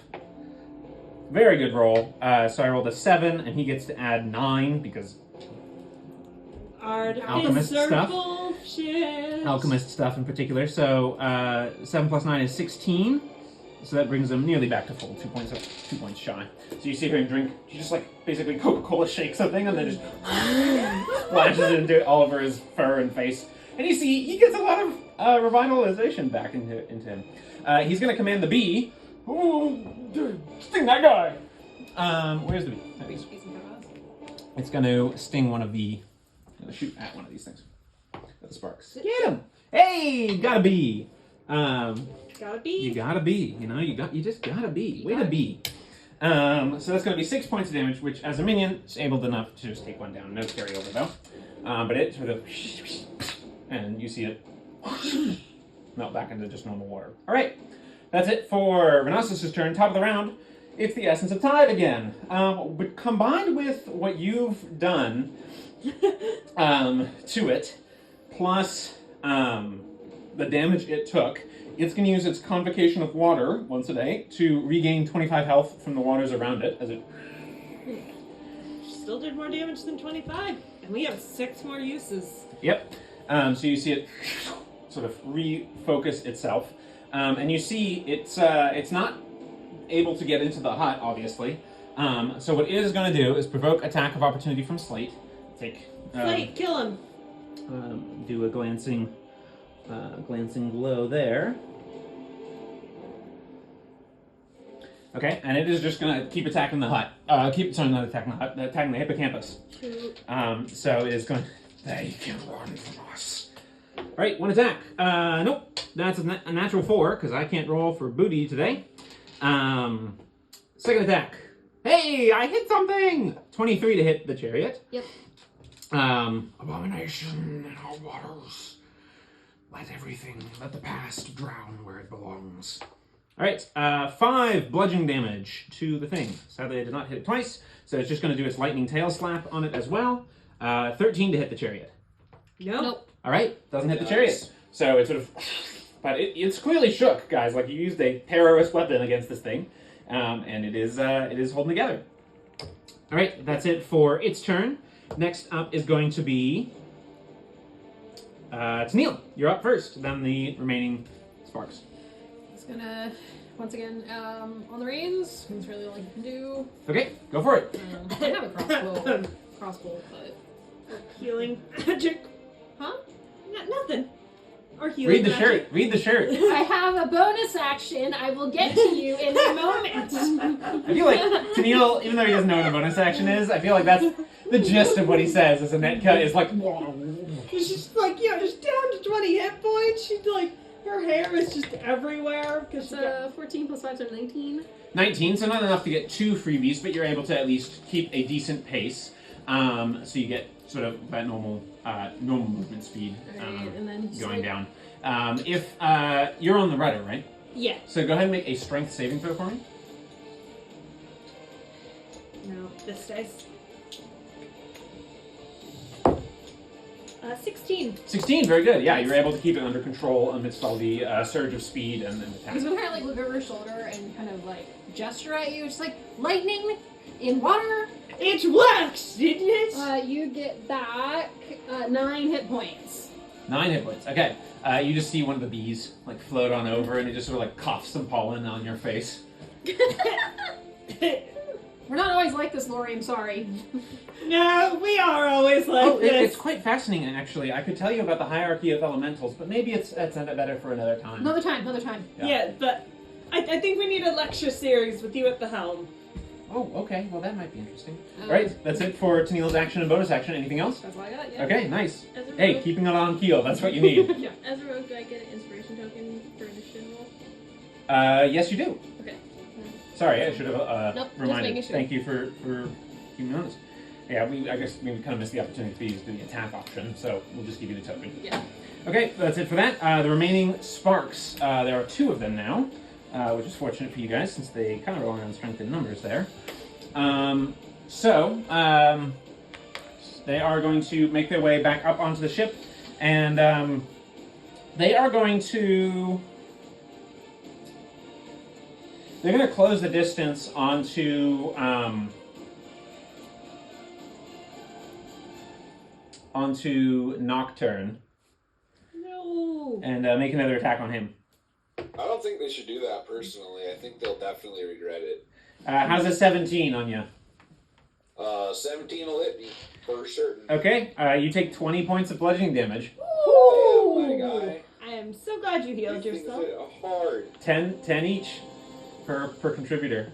All right, so that's their big... And they go ahead and make a dexterity saving throw. They basically, like, pull you up and then slam you down Oh, to the you're deck. such a soaked owl. You are. I should hopefully pass that. It's what, 16. Chicken Wednesday? 16's a pass. Actually, just a pass. So you manage to sort of stabilize, your wings furl out, and the manta ray cloak again sort of going with you. The manta ray cloak, by the way, makes your wings look like manta ray wings while you got the hood down. Sick. That's awesome. Okay, that's it for their turn. I've never heard of one Chicken Wednesday. Nope. Haven't heard of that one either. Nocturne, actually, it's going to be Anetka, then Slate, then Nocturne. Okay, she'll kind of... And did Flo come back in the tiny hut? I did. Okay, Flo, your job again. And she's gonna scooch out of the tiny hut. She'll kind of aim... Yeah, so the actual standable space is more akin to this green Okay, square, that- so you're going to have to stand kind of backward behind and then kind of reach around. Okay, that should be fine. Then she's got kind of the wand of the battle magi in one hand, and in the other you kind of see a phantom knitting needle come, and then she it looks like she's pulling the water up, but then you realize she's pulling the cold up out of the water and just sends a ray of knit ice towards this guy, a ray of frost. Ooh, cool. All right. I like it. Go for it. Attack roll. Attack roll, I rolled a 19, which makes that plus a 26. That makes that a 27 to hit. Yeah, that hits. Go ahead and roll damage. Okay, and that'll be to the 8. So that'll be 5 plus 8 plus 3. 11 points of cold damage, and his speed is reduced by 10 feet until the start of my next turn. Okay. He's starting to look better again after his heal, but you see the ice, and you see, and the rest of him, you see like it's anchoring his position a little bit more because he's not as fluid. And then she'll pop back into the tiny hut. All right, play the dance game.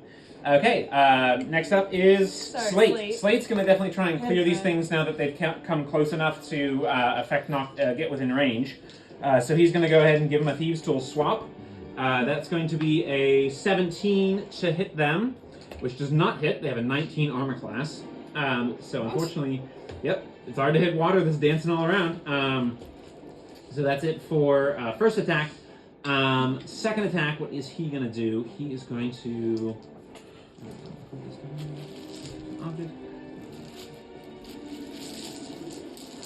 but he's using Thieves' Tools, and he has Mastery, so I was just looking for this. If any attack with this weapon misses, he has the Graze property. It has a +1 glancing strike against it, so that is enough to still kill it. This is why he's using this weapon. Yeah, Graze weapons, good against that. So second strike against the other one. That's a nat 1. So unfortunately, even with a miss, he's able to sort of skim enough off the water, and these things are really small. That's why they're so hard to hit, but then they just sort of dissipate. So he's clearing them out slowly, trying to help you here, buddy. And he's going to, he's just going to hold for now. That's what he's got. All right, Nocturne, you're up. Alright, so I still got one of these fellers just right on me. More or less, yeah. I bumped him a little bit, but yeah, he should basically be right on top of you. Okay, I'm gonna try to hit him with my pack weapon, greatsword. Okay, go for it. Kill him. Roll well. And Nicholas, I never got a card for this one, but it's a +1, correct? That's correct. Okay. That is not gonna do it. That's gonna be. It's gonna probably get close, but not quite.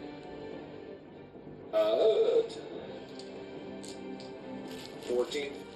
14's not enough, I'm afraid. This thing just sort of Yeah. darts and parts around your blade and then reforms. Tragic. Alright, I'm going to use my bonus action, my healing light on myself, Okay. and bring myself up for, let's see, I'm going to use, so I have a d6 per warlock level, I'm going to use 5. Okay, early in the adventure, but you gotta get up there. I hear ya. Go for it. I'm real low. Yep, I walloped you a bunch. Sorry, buddy.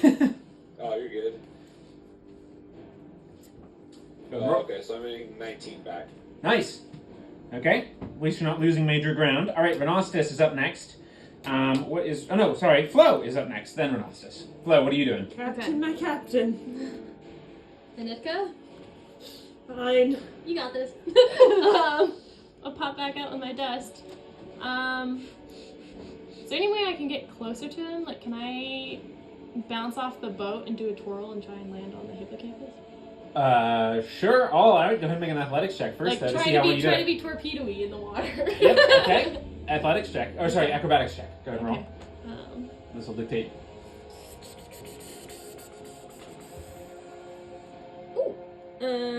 21. Nice. 22. 22? Yeah, that's enough. So you basically leap out of the tiny hut with a dive and get onto the back of the hippocampus, which sort of does a... Good boy, good boy, good boy. I'll give him scritches. Yeah, you're close enough to at least fight. It's fighting basically what you're on. So, what are you doing? I'm gonna take out 2 servings of the dust. Okay, give him a double helping. Okay, Constitution saving throw for him. Oh, this time he passes, so he's gonna only take half of 20d6. Okay. Okay, So just, yeah. 3, 4, 5, 6, 7, 8, 9, 10, 11. Okay, so you have 12 for me. Okay. Plus another 4, 8. That's 20. Okay, now roll them all. Now roll them, and then you get half. More dice, more fun. More dice, more fun. Hopefully this wasn't Here, oh, too much. Sorry, y'all. Here, I can. May Brandon be with thee. Okay. A picture of you counting 20d6. It did pass, so it's effectively 10, but it's more fun to roll the dice. Yeah.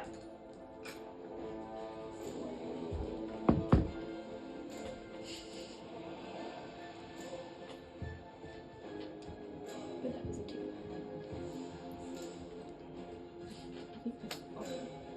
I think I just finished over. I'll do that.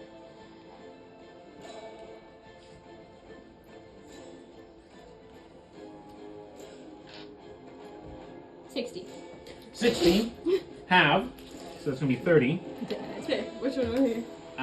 So it's still standing, amazingly, mostly because it resisted now seeing the dust coming. But you see, it's barely holding it together. Part of it's frozen, huge chunks of it are just totally missing. Half of its face is just completely missing. All over the place. It's still kind of swirling and stuff like that, but it's definitely lessened its potency. And it just says, "First you open a gateway, and now you attack us. Oh, We will never forget. You attacked us first, bud. This is our territory now." Not for much longer. And indeed, not for much longer, because he's going to flee. Yeah. With that, though, I will say, as far as pellets go, you're not recovering these 2 pellets, because That's you just okay. threw them into the water, basically. Yeah. Sorry, guys. No, that's okay. Alright, so he's going to flee. At least he's gone. There is 1 spark remaining.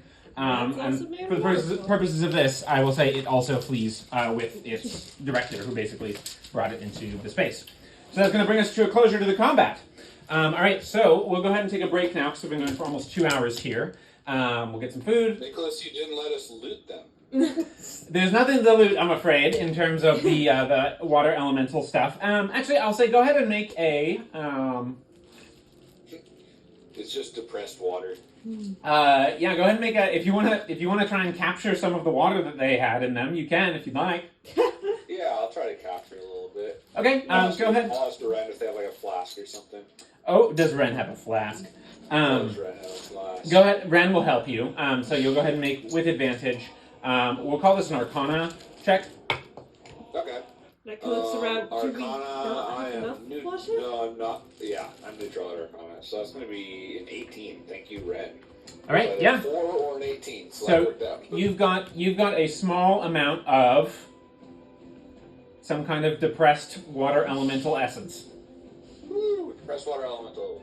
So you can go ahead and mark that as, it's not the elemental, it's just a piece of it, like a little mote, let's say.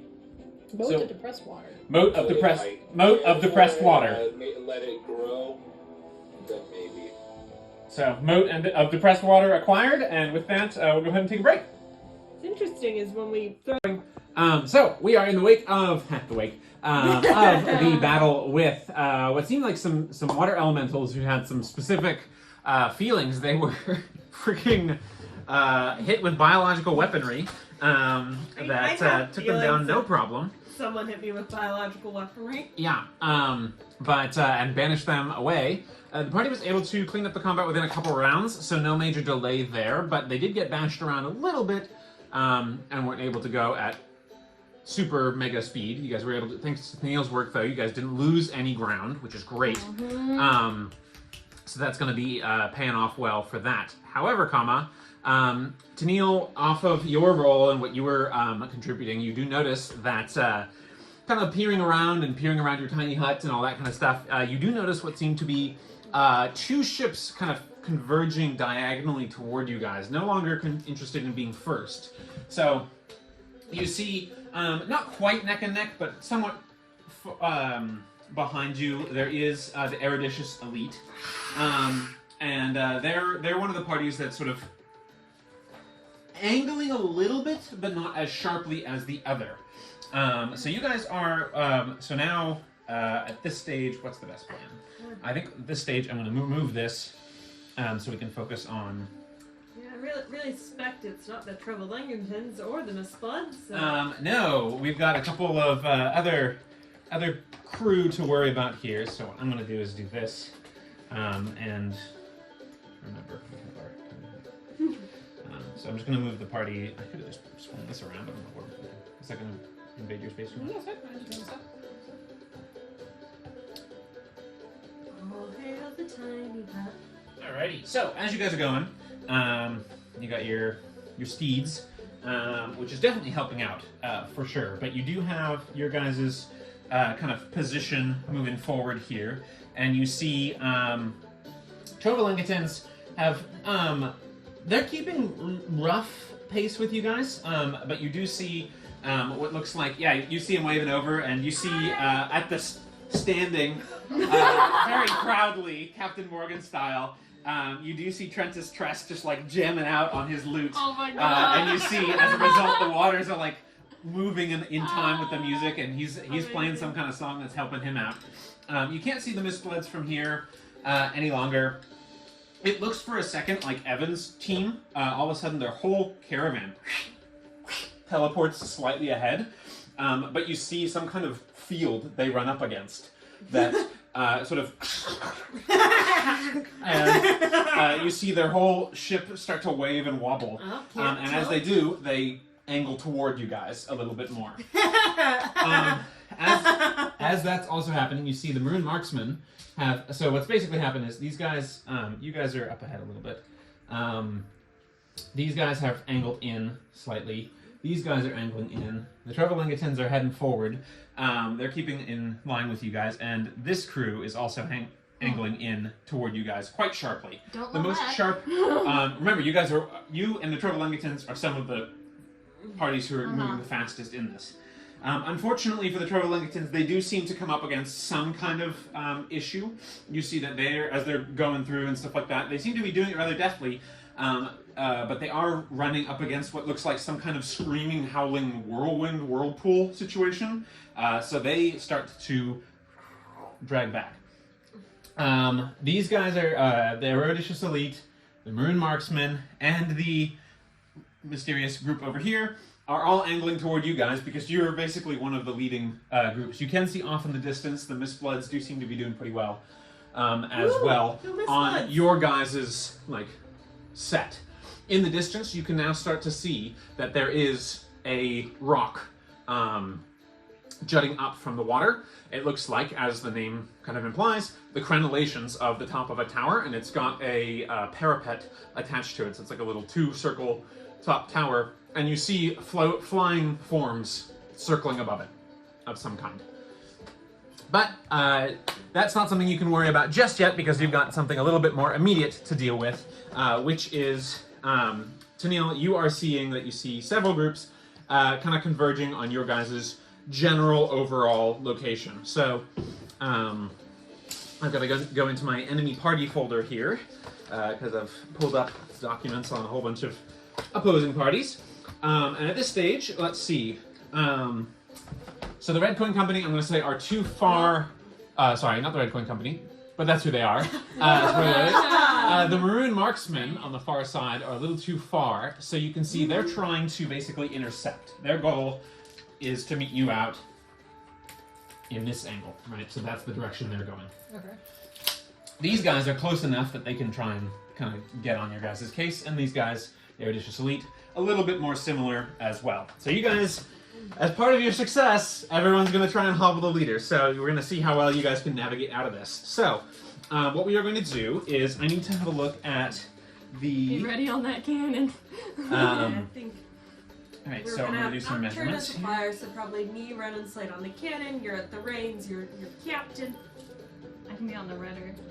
Yeah, because that also helps with movement. All right, so these guys are more than 1,000 feet away, and these guys are like 1,500, 200, 2,000 feet away, so they're not quite in the situation. So we might have to do multiple back-to-back ship initiative orders. But these guys, the Red Coin Company, and you can see now, standing behind, you see the front captain. You can see with the water kind of almost like a bass note.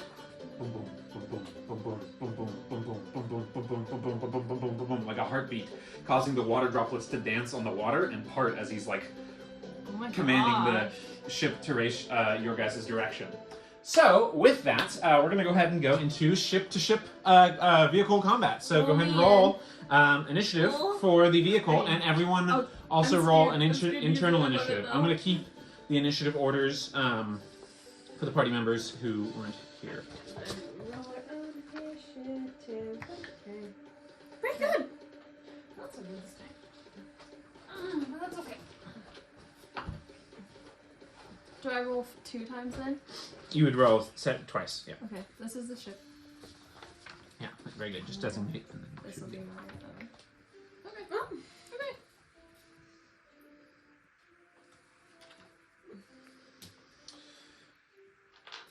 okay. Okay. For right now, I'm not going to worry about rolling all interim initiatives for the opposing individuals if it doesn't come up. So we've got vehicle initiative Beewildered It's just that what's rolled, right? plus your dex modifier of Oh, plus my the dex. of the captain. Oh. Oh! Oh. That's different than the Da- da- minus da- 2 da- of the... That's a 18. 18. Very nice. Yeah. Yeah. Yeah, this is why it's nice to have someone who's got good reflexes at the top of the situation. So, you said 18? Yep. Very nice. And then just hold on to your initiative rolls, and if it comes to something else, we'll move to that. Okay, so the Bewildered's vehicle is going first. Thanks to Tennille's very high perception roll, you saw them coming. They are clearly readying their weaponry, and you can see off to the side, like, they are clearly getting ready to fight, and are gearing up for whatever they're doing. But they are about 1,000 feet away, so you guys have an opportunity to act first. What are you doing? Ready Ship the actions. cannon! Right, 3 on the cannon. So you can designate some people, or so I'll just say Renastus and Slate are able to help join in. Okay. Did any other player want to join in? Neil's gonna stay where he is. Yeah, Okay. I can either be on the cannon or have Nocturne on the cannon. I think we decided Nocturne might be useful as 'Cause kind he of can fly. our free Yeah. agent. So, So why don't you be on the cannon? Okay, great. Okay. All right. So you're readying the cannon. Are you going to make a shot? Is that what you're trying to do? Make an action attack? If they come within range. They're otherwise- within the long range. Your guys' long range is 1,600 feet. So do you Oh, want to okay. fire? That's you, Captain Blue! Captain, my captain! Fire! All right. So with disadvantage? yeah, roll with disadvantage. So each roll is going to be with disadvantage, and all 3 participants roll, and then the best is chosen. And is it a straight d20? D20 plus the Tangle Cup Cannon's result, which is plus 5 to hit. Oh! Okay. Well, that's not great, but... Oh man, would have been an 18, but it's a 3 instead. Bums. Okay, what was your best roll? 11. 11 total. Or best. I thought we were rolling, Yeah, sorry, what was your disadvantage? which was 11. 11 total, yeah, okay. So, the highest total over here was Renostus, who got a 9 plus 5, 14, which is the armor class of the enemy shot. So you see them all work together, and then at the last second, you see Renostus sort of pour something on the cup, and then he says, oh, now you can go. And you see it like a catapult, kind of a catapult cannon mixture here. It kind of fires and then flings a big ball of tangle kelp that fires to the enemy vehicle. So that's a hit. On a hit, go ahead and roll damage. Annette, will have you do this. Okay, So it's 1d12, and then their vehicle needs to make a Constitution saving throw or be restrained, which will take care of this pretty quickly. Okay. 10. 10. Very nice. So 10 points of vehicle damage as the and you see the kelp erupts all over the space, and it sticks. You see it almost like, not quite like a living thing, or not quite like an ambient elemental type thing, but you do see it's like erupting and piercing into the deck around the hippocampi that they've got, and you see it's a and the whole chariot did fail their save. They got a nat 1, so they are restrained for a round. So that is your one action. Okay. You've got 2 more actions. What are your other actions? More speed. On the reins, yeah. Fuck out of All here. right, on the reins. I'll Go help ahead. you. I'll be helping speed it along too. Okay, so there's gonna be 2 moves, potentially 3 if she will time. So that is a 20 total Woo! Okay. Woohoo! for the first one. And do we want to do another one? Yeah. Okay. If you guys, yeah. Yeah. I think we should keep going. No one You else. guys can tell me. Nat no. 20! Okay, so go ahead and take a token. All right. Yeah. So then you get to do. So normally 1 inch is 90 feet, and each of those moves is 1/2 your speed, 35. So that's going to be 115, right? 115, 105.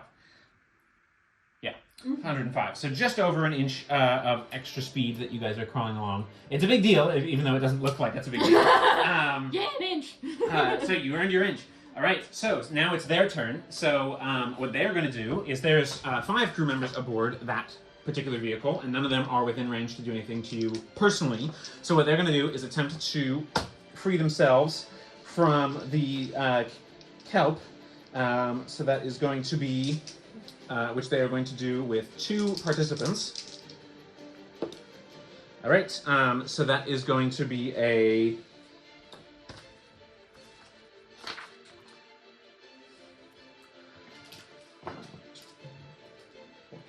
All right, so that is going to be enough that they clear the kelp.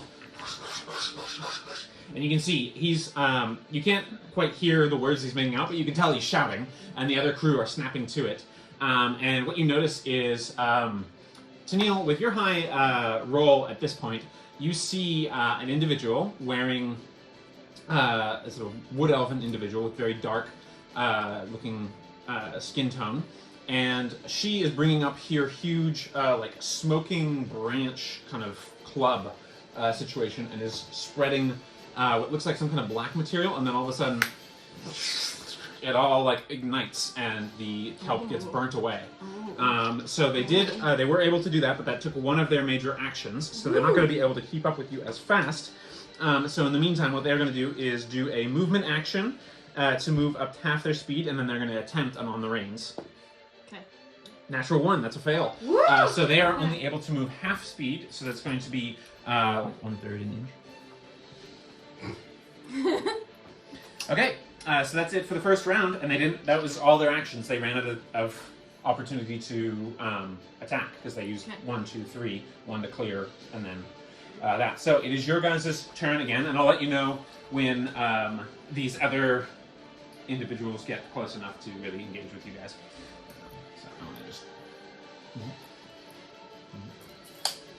Okay, that's it for that. So go ahead, Captain.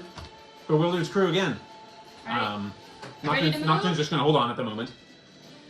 Do 3 movements? Let's do it. Alright. Woo! No attacks. You're just gonna do movement. Do you think... So you get one movement free as an action. You don't have to roll, and then you can do rolls with. I'm down to just keep gunning it. Get as Do you far want to as I try can. attacking one more time and do 2 movements like we did last time? We can? You captain. You're captain. Come on. Fire! All right. So same situation. So So roll with disadvantage. still with disadvantage. Actually, yeah, we're not within 400 feet. So yeah. Okay. I hope you roll better. I mean, Nope. you can't roll worse than I did. Unfortunately, the top roll was a 9 on this side with Slate. Yeah, I got a nat 1. Okay, so unfortunately this time, That's okay. big splash. Unfortunately, not a success Nat on 1 the and a thing. 19. All right, go ahead and do your. So you get your free move, and then on the reins, On the reins, so that is a 22. 22. Nice. So an additional move, 2 move there. So that's 3 total. So another 105. Still range. Alrighty. Their turn. This time, not being slowed, they are going to fire at you guys. And let me look at their options. Okay. So what they are going to do is fire their own option with disadvantage on all their crew. Sorry. Yeah, we do have the shield glyph when we feel like if we get all 3 converged on us, that might be good. Okay. So that is going to be a hit, as you see. In particular, you see one of the crew who has like a hook hand. You see her gesture at the last second, and then all of a sudden, you see it just like, and you onto your guys' ship. So we need to make a Constitution saving throw. Captain, you roll using the ship's Constitution. +2. I can't use my own inspiration for the ship, can I? It's your roll you're making.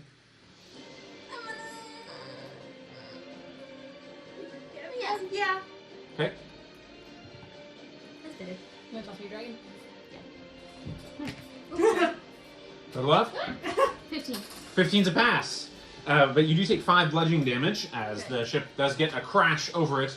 But thankfully, the triple hippocampus, it's just a little harder for them to, like the tangle kelp, to really unload. And you see it stalls for a second, so it is enough to sort of stall for just like a half second, but you guys quickly move on through, and the triple hippocampus sort of pushes past the kelp and sort of clears, like on the windshield wipers going with all the foam that's moving up. All right, so that was one of their actions. They're going to attempt a on the reins, which I haven't done yet.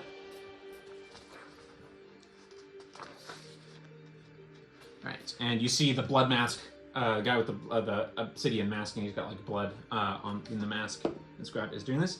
But apparently he's nice. frightening his own hippocampus because he got a 7, so that's not enough to earn an extra movement. So they just go one normal half again, little half pip. All right, so they're eking on. At this stage, let's see here. Ooh, okay, this is going to get interesting. So they're closing in. Yeah, they're going to start engaging you guys. The shield glyph is a reaction, Captain, so whenever you feel it's All right, right. 2 more ships are entering the fray. Eruditious Elite and Maroon Marksman. All right. This is that. So, Shoot. You're not quite within range for you to shoot, but Maroon's marksman is the one with Kaga Redjoy, who One other is trying to kill us. And this is Evans. Evan wants us to lose, but Kego wants us dead. Yeah. Yeah. Like, we should Watch out for humiliate the miss or the marksman. Marksman. The Mistbloods are our allies. Mistbloods are great. okay. So The ends that that was get the bad. Let's see. The Eruditious Elite are going to. Get everything I've got. That's the marksman. Where did I put elite? They're there, right in front of me. They're going to fire their normal long turn stuff at you. Nope. There it is. That's going to be a total of a 20 to hit, which does definitely hit. Go ahead and make a another saving throw, Constitution. 17. 17's a pass. Very nice. So again, the triple hippocampus is really just pushing forward as you guys go, but it is going to be 6 more hull damage to the vehicle itself. Below half. All right. The Maroon Marksmen, they purchased the Squall Sprayer, so they are going to make a long range, super long range. Is it 6? 6. Super long range shot, which is going to be A 14 to hit your vehicle. Yeah. Yeah. All right. Just hit. 8 points of bludgeoning damage. Whoa. As you guys, you can see the ships converging in the distance as water bolts get flung at you guys, kelp splashing over. You guys' hippocampus is pulling together, but you can see beginning of the foam starting to like sort of become a little bit more amorphous as your ship is below half health. Okay, that's it for that whole round. So, top of the round, Bewildered, what are you guys doing? Captain, Captain, Oh, we can't let them get closer. Full speed full speed ahead. Full speed ahead. on the reins. okay. So one movement from the captain, or whoever's on the rudder, so it's a half. Okay, and then on the reins, one action. It's a 19 plus 5, so yeah, 24. Okay, so another whole inch and change. Okay, so that's 2 actions. The third one. Do you want to do it again? Yeah. Sorry. Okay, on the reins, not attacking, just getting away. Rolling like. There it is! I'm going to use my food inspiration on that and see if I can get a little bit better. Okay. That's a lot better. yeah, so 6 plus 11, 17 plus 5, 22. Okay, another Nice. 2, another full inch forward. So you guys are able to really make a big difference to get out of some of the worst of the range with the angulation. I'm going to actually push you just a little bit further forward because it feels like that. A little bit. Where is the island in relation? Um, Where are we yeah, trying to get You to? can't see enough. It's Okay. directly ahead. You're all. I mean, like- It's in this direction, is what I would Okay. say. But you can't it's not relevant on this map because we're measuring in thousands of feet, and it's like we're measuring. This is 1,000 feet, right? Right. And it's still 3 miles away. So Mhm. like Then- it's a good distance away. How many feet are we from Evan's party and the marksman? So away from Evan's party, we're now at the stage of pushing. Let's see. So 14 inches. So about 1,400, 1,300 feet. Okay. Somewhere in that range. So So- it's starting to run out of range. Where 1,600 feet is the long range of the Tangled Kelp cannon, which is what they're firing with at disadvantage. And these guys, you're quite a way away, but they have the disadvantage with long range situation.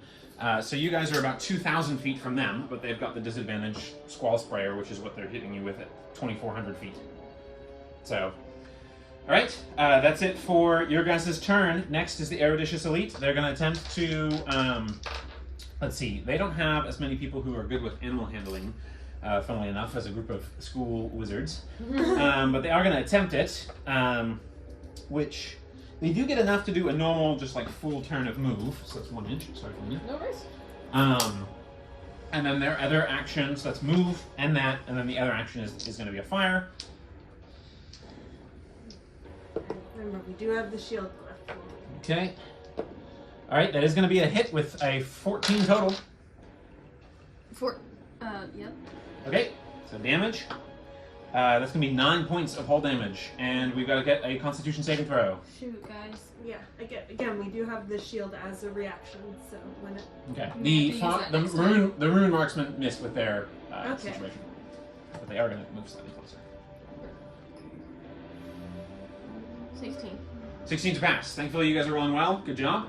So you're not getting tangled with the kelp, which would probably spell a pretty serious problem for you guys as a crew. So you guys are firing along and doing your stuff. You can see some magic starting to form in the distance. You can see Evan standing at the helm, and he's doing some kind of magic where he's pulling together some different like prismatic colors that you can see, and you can see his robe is like glimmering in different rainbow sheens. So that's, you can see he's doing something over there. The rune marksman, they missed, so we've just got the Red Coin Company here.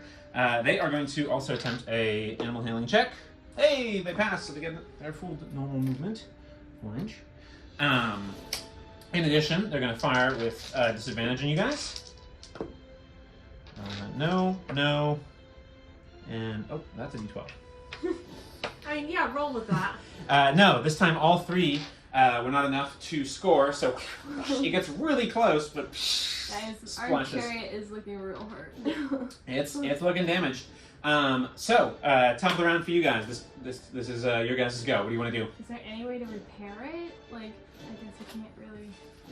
It's not on the stat block, but if you guys have some ability that you guys want to do, particularly something like carpenter's tools, maybe something Renostus can try and attempt with his various tool proficiencies. Maybe Slate can help. Yeah, mending. Maybe we bring Nocturne to the cannon and free Yep. Renostus. What's the casting time on mending? It is a minute, so it's not an immediate thing. But I think maybe if we I'm try almost to... thinking I'm gonna have to do shield glyph for this next round. Yeah, Because well, if we do it's get a hit, reaction, so wait until... Wait until it happens. Yeah. The next hit. But we could have Renostus and Nocturne flip, and Renostus could, because he's good with all of his tools, so he can at least Start. Yeah. if there's At least a whole, start. Start working on something. Yeah. And then just try to get the fuck out of here. For this Okay, one. so what are your orders, Captain? Like plug leaks or whatever, Yeah. Full speed ahead. and you're gonna have them flip. What? You're gonna have Renostus and Yeah. Nocturne flip. Yeah. Okay. Okay. So it would be a crew action. It'd be an individual action to repair, so it doesn't take away from the ship's actions. Okay. So I'll have Renostus go ahead and roll. Okay. It's looking like it's going to take a while before he's able to... Yeah. It's going to take a while before I'm able to get this back up to its best, Johnny. It's okay. You're doing great. All right. 2 movements again. So you get your normal free Yeah. movement, and then you're going to go movements, or you're going to fire back? Ah, gee. Evan's looking mighty mischievous. Fire movement, I think. Yeah. Fire. Who are we firing at? Evan. At Evan's team? Okay. So, disadvantage on that roll, so 3 different rolls. So that's going to be, who are the contributors here? Nocturne Myself. is one, yourself, and Slate. I'm Brandon. Brandon, be with us. Brandon, be with us. Brandon be with his own character, Slate. Great, what'd you get? 11 total, so it's +5. Yeah, +5. Top I got was 12, so unfortunately not enough. Splashes nearby. Right, animal handling check. Handle those animals. I'm going to spend a token. Yep, okay. Not you. Let's try you. Not much better. Nope. Total of? 7. That's 7. okay. Okay, so just a You're normal doing 1 move speed. That's So okay. it's a half. So not making too much progress there so far. The Eruditious Elite, I need to look at... Okay, so they're first going to make a... Yep, they're going to go ahead and make their... they're going to try and... They just keep trying to catch up with you, so animal handling. That's a nat 1, so that's going to be a no. And then, but they do get... I'm going to say, with a nat 1, they basically stall. They don't get to move. But they do get to fire on you guys, which they will do. No. There it is, 15. Yeah, 15. You want to use your action? You want to Yeah. use your reaction? Shield glove. I think Captain, we have to. call it, Captain. Yeah. It's your Shield call. lift. All right, so as it strikes in, you're like, on the shield glyph! Let's see, who would be the free... Renostus, well, he's like, whoa, oh! And he just sort of like grabs slams the glyph down and it breaks. And it creates this light blue bubble that the kelp ball just splatters against. And you see the gnarls and the snares and snangles getting splashed off. And you guys are immune for a round. So that precludes the attack from the maroon marksman, who you see don't seem to be attacking Evan's crew, even though they're closer. Even though they do that. So they're going to take this attempt to try and get closer to you guys. It looks like they are doing pretty well. They're not quite keeping the pace. They stalled. All right, their turn. The Red Coin Company. Let's see. Let me roll off now. 1, 2, 3, 4, 5, 6. Okay. It looks to be that the Red Coin Company, despite their excellence, or maybe because of some of their bloody nature, you see that there is some redness in the water around them, and you guys all see a big dark shape hurtle past your guys' ship and head towards theirs. And from the back, you see, looking from behind, you see what equivalent looks like a big hammerhead shark with a claw that reaches up out of the water and grabs into their ship. So they're distracted Oh my god! at the moment. So they are making no further progress at the moment during this race. Okay. And for the purposes of this, they are not really involved in this. Yeah, that. Fern will be with us. In this combat, so they're kind of excluded for the moment. All right, so that brings us back to the party's turn. What are you guys going to do? Return fire. So that's the shield glyph has now worn off. Like it's come back around. So the shield glyph's off. But you guys warded away all the fire. And luckily on a turn where they rolled a nat 1, so they stalled. What are you guys going to do? Oh man, how far away are we? From what? The closest group. The closest group? I'd say probably. I don't know if I'm doing a perfectly great presentation here. So that's like a little over 1,000 feet, 1,200 feet. Fire and move? Or just move? Just move. Let's We need just, to yeah, get away let's from the red. let's beeline. Okay, Yeah. beeline it. Okay. So you get your 1 free move, and then on the range, go. Alright. Animal handling, you can do it. Handle those animals. Can I help? You're giving the free Okay, free okay. move. That's You what's have, happening. yeah, you have dragons. Not you. Remember, you can only have, and I don't think it came up, but you can only have up to 3. Right now we With have the 3. proficiency, yeah. Brandon be with ye. That's very cocked. Or Ferna. I rolled 2 nat 1s, guys! Oh no! All right. So with the situation here, you guys do get your That's free okay. move, That's okay. but unfortunately, the rest of it is not able to be effective, and you guys are. The waters are getting rougher here, and you notice the hippocampi, they're starting to slow down a little bit. It seems like it's having a harder effect on them, the terrain conditions. Natka's kind of looking out, kind of trying to look for, 'cause my nature check hasn't come up yet. Not yet. I'll bring it up when it brings up. But basically, you can tell, you're pretty sure the water is now brackish or getting more salty as you're getting closer to the center of the lake. You can also tell that clearly something in the lake is not normal about the water itself. Okay. That's it for them. They're not really involved. So, it's Evan, Eruditious Elite. Animal handling check for them. All right, they were able to gain a little ground here this go of it, and then they are going to attempt to make their shots. Watch for kelp. It would have been a nat 20, but it's a 4, so that's a no. Thankfully, disadvantage. No, that misses as well, and the third also misses. So Oh my gosh. thankfully, it's disadvantage. They're too far, and it splashes near you guys. You get a little salt spray splattering on the deck. It is salty water now, more salty. Okay. Cool. And that seems to be the situation there. All right, from the far side, they're too far to. Let's see if they can do that. Okay, so they just can and then they're gonna make their shot. Long range disadvantage, single shot.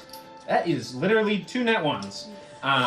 So you see them, and they just sort of like a weak water pistol, just sort of splattering into the water ahead. So, bought you guys a round of reprieve. Something's happening over here. You're hearing and crashing sounds, and bashing and attacking sounds and all that kind of stuff, shouting from over there. But you're not really focused on that. You're focused on what you're doing. So, Captain, what are you doing? Full speed ahead. Full speed ahead. All right. Roll Come on, animal handling check. Go. Okay, it's better. 17. 17 total. Okay. Okay. So that plus your free move gets you an inch, and then can you get? We're doing a second attempt on that. Yeah. 1 second. Yeah.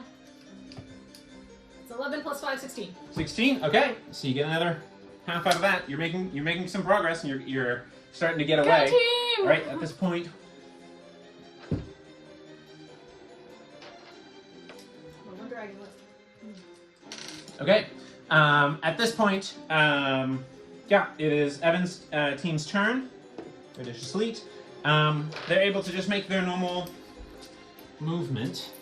And they're gonna go still attempt to fire at you guys. That's gonna be a hit with a 13 plus 5, 7. It's 14. 13 plus 5, 18. Oh, sorry. Natural 13. Okay, make a Constitution saving throw.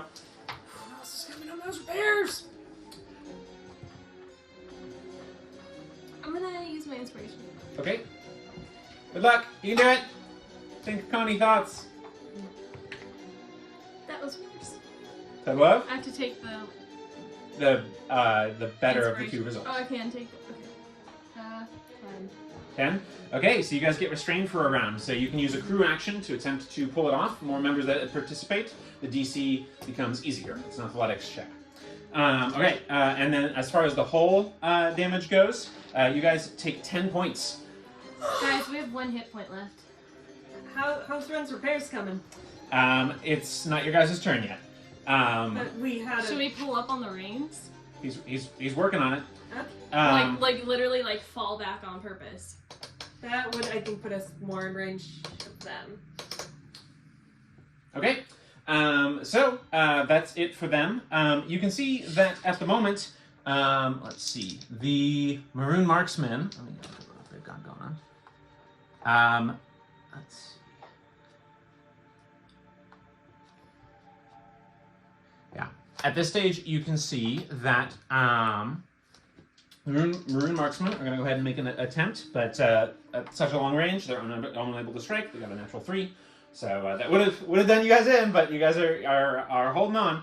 So it is your guys' go. Renostis has succeeded in. He's going to take another action to contribute to those, and we'll see how he's able to do. So that's not terrible. I'll say he's able to recover 1 of his hit dice worth in hit points, plus his modifier. So you guys get 8 hit points back to your chariot. Chariot? Okay. Chariot gets 8 hit points back. Okay, so he's sort of like, I'm doing everything I can. And then Slate's like, someone help me! We gotta get off this here kelp. So he's gonna make he's gonna do the athletics check. Is there anyone want to assist with him? Improve the DC. Yeah, because it would be me and Nocturne, so I'll assist him. I'll like start untangling kelp. I'm like very good at untangling things. Yeah. Okay. I like it. So athletics check for him. I'll say you can go ahead and make an intelligence check with your proficiency bonus. Ooh. Roll. Intelligent. Yeah, 8, but that would be 15. 15, yeah. Between that and Slate, you're able to throw it off before it really starts affecting your guys' movement. So you guys are just down the action, but otherwise fine. So you guys can go ahead and make your normal. You get your free move as one. What are your orders, Captain? Ooh. Fire and move. Okay. Do you like that? I mean, like You're the captain. we can't keep handling attacks, so getting them further behind us. Yeah. Okay. Fire move. Yep. We're firing? Firing. Okay.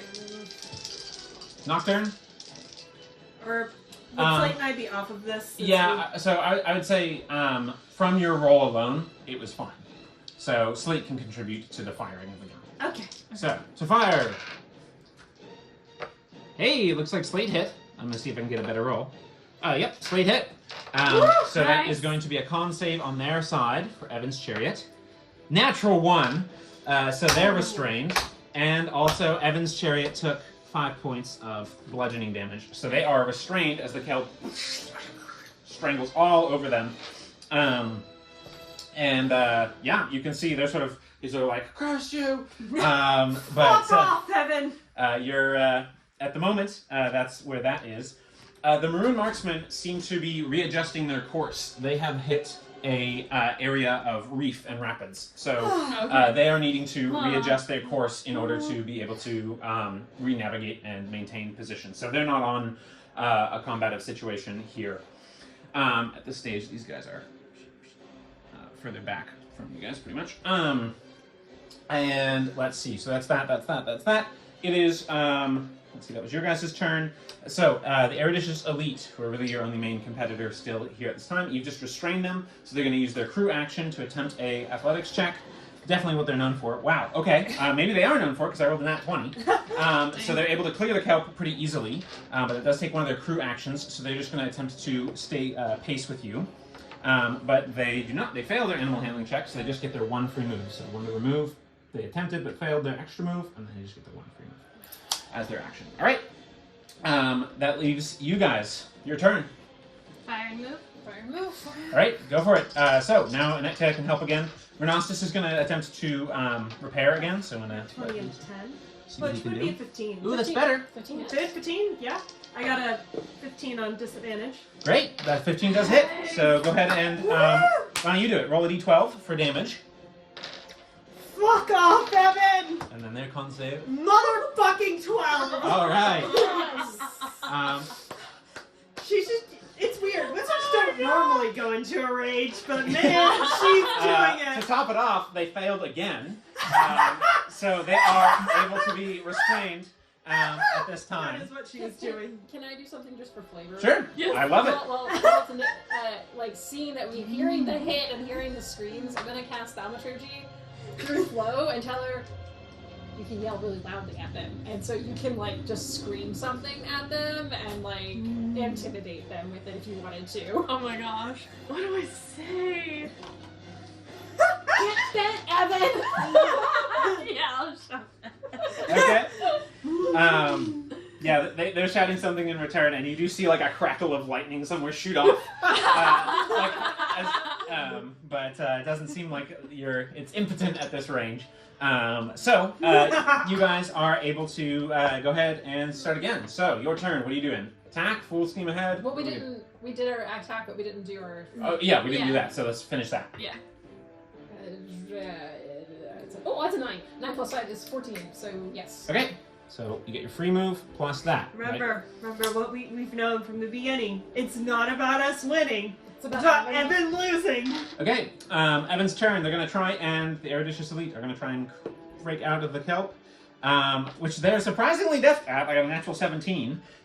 So they are able They've to. been working out. Yeah, they've been working what they're doing. You do see what looks like the individual you've met before, Conjurus Rex, the tall Goliath summoner character. He seems to be doing the lion's share of the heavy lifting here at this stage.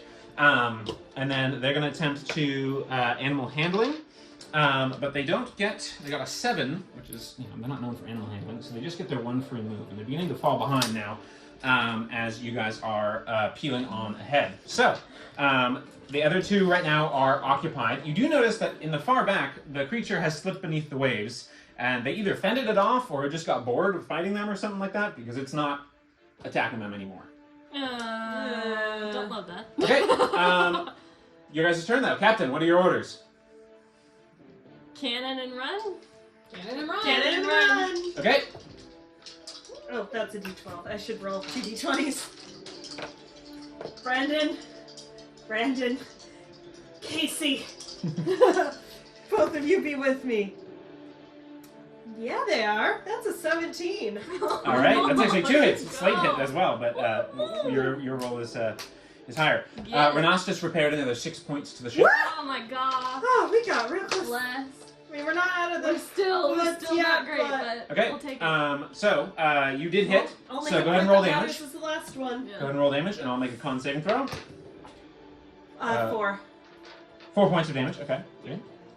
Oh, not as good, but he can still get bent. All right. This time they passed their saving throw. Tennille, 13. 13. All right. The DC is 12, right? Yeah. Yep. So this is All right, like so you get your normal full movement. not rolling an Our extraordinary niggas is roll, but rolling okay. Okay, and all right, they're able to keep a decent pace, mostly because the angle that they were coming in at. But you guys' triple mount situation, the extra speed offered, is starting to pay off for them. Is starting to pay off for that. Let's see. The reason they're able to keep up even close is because they have 2 hippocampi, so that's why otherwise they wouldn't have been able to keep up as well. Okay, so that was your guys' turn. Evan's turn. They passed their save this time, so they're going to return fire and attempt a animal handling check. Animal handling check. Not their strongest suit, so that's an 8. And then they're going to return fire. All right, that's a 19. That's going to hit you. Yeah, 19's the best. No 2 net 20 situation.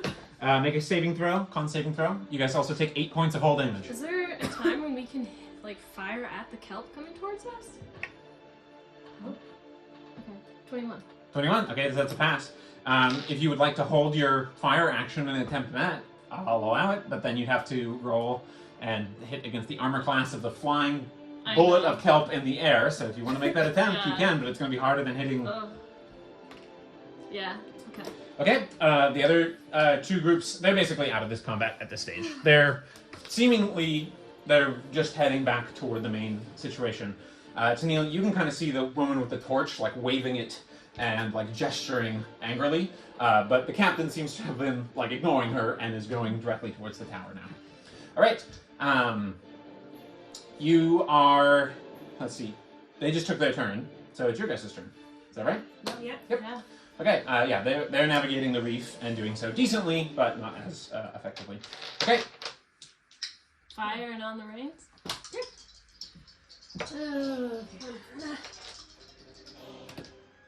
Oh, wow. Dirty 20 was my lowest. Wow. Okay. On the dot. I got a 22. But we'll let you roll since you're the player here. Okay. So go ahead and roll d12 for damage on Evan's vehicle, and their saving throw. They are restrained this time. 5. 11! All right. Very nice. Ooh, 11 on Evan! All right. That's putting them below half on their chariot. 12 on the dot for animal handling. Okay. Alrighty, and they're restrained. So you are pulling ahead as you're able to move from that situation. All right, it's their turn, so they are going to attempt to free themselves from restraint. All right, that's more of what I was expecting from them, which is a total of a 12, which means they don't succeed in doing that, and they're going to have to spend a separate action to attempt again. You hear an echo, it's just a long rant involving the words pussy academics. Yeah, they indeed. This time they range. spent 2 actions to do it, so all they can do is do their half. All right. Okay. And with that, probably got one more round, and then you will probably be enough ahead where we will fall out of combat. Okay. Depending on the outcomes here. All right. Party turn. What are you guys doing, Captain? Seeing us gain speed. Full speed ahead. So, two movements? So we. You're the captain. Yeah, Make the call. You're the captain! One last fire and full speed. Okay. You'll be with me. Verna was not with me. Well, maybe it was with Slate. Slate landed a hit. So 2 10s, but For another 3 points of damage on their hull. And they are restrained again. Woo! 21! 21. All right, Nice. 2. So we got your movement plus Heck the 2, so yeah. that's over an inch and a half. As you begin to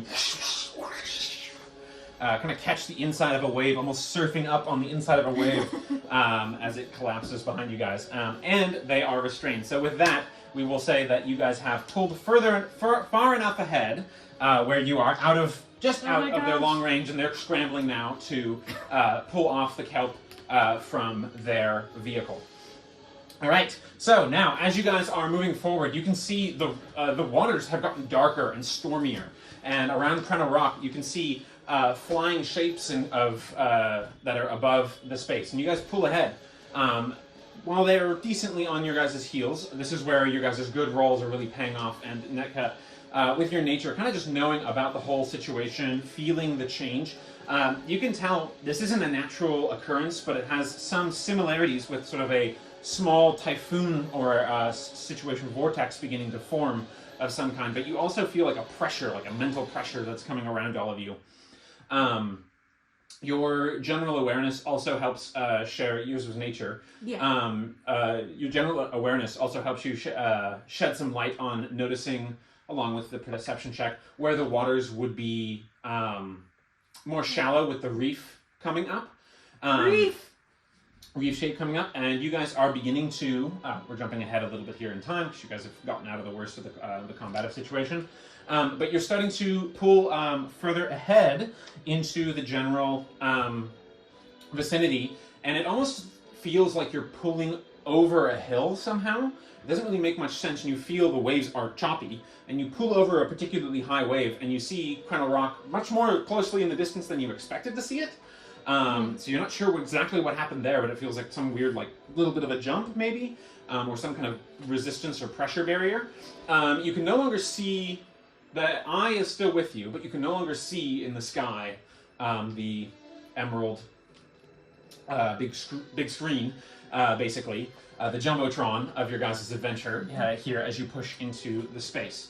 What you do see ahead of you is Krenna Rock, and you see the shape of it, and it's clearly like malformed, and you do see a glowing, glimmering feature on it somewhere, probably the teleportation circle finish line where you guys are meant to go. you can see from another direction another party seems to be just ahead of you guys, to be one of the first ones there. But you're not far from them. You could attempt to engage them. You'd have to swing a little bit around the rock. It looks like there are a couple other parties who are on the main stretch here. One of which seems to be... so the Trovalengatans have caught up a little bit. They're not attacking you guys, but you can see that they are probably going to come 1 or 2 places behind you in terms of reaching the main chariot. At this stage, though, you do see those waters becoming much stormier and much heavier, so we are going to run a new skill challenge. We're looking for 3 successes before 3 failures, and this will help dictate the order amongst the other early arriving parties, amongst whom include, I wouldn't say the Maroon Marksmen are close enough, but they are nearing. They're probably a little bit further behind. The Red Coin Company got more severely delayed because of the attack. But we've got what look like the Silver Suns, who are one of the early arrival groups in here. We've got the Mistbloods, who are one of the early arrival groups in here. And then let's see, I need to look at my other notes, right, because we have...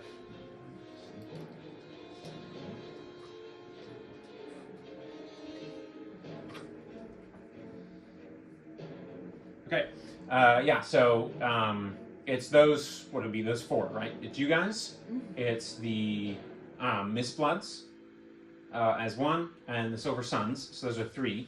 And then the 4th one you see is the far group on the far side of the, that was on the far side of the Mistbloods, which look like they've got almost like shifting gears that are ratcheting together on their machine to help them move faster, on their chariot to help them move faster somehow. They've like installed like a scrappy steam engine, gear engine situation to help them move along.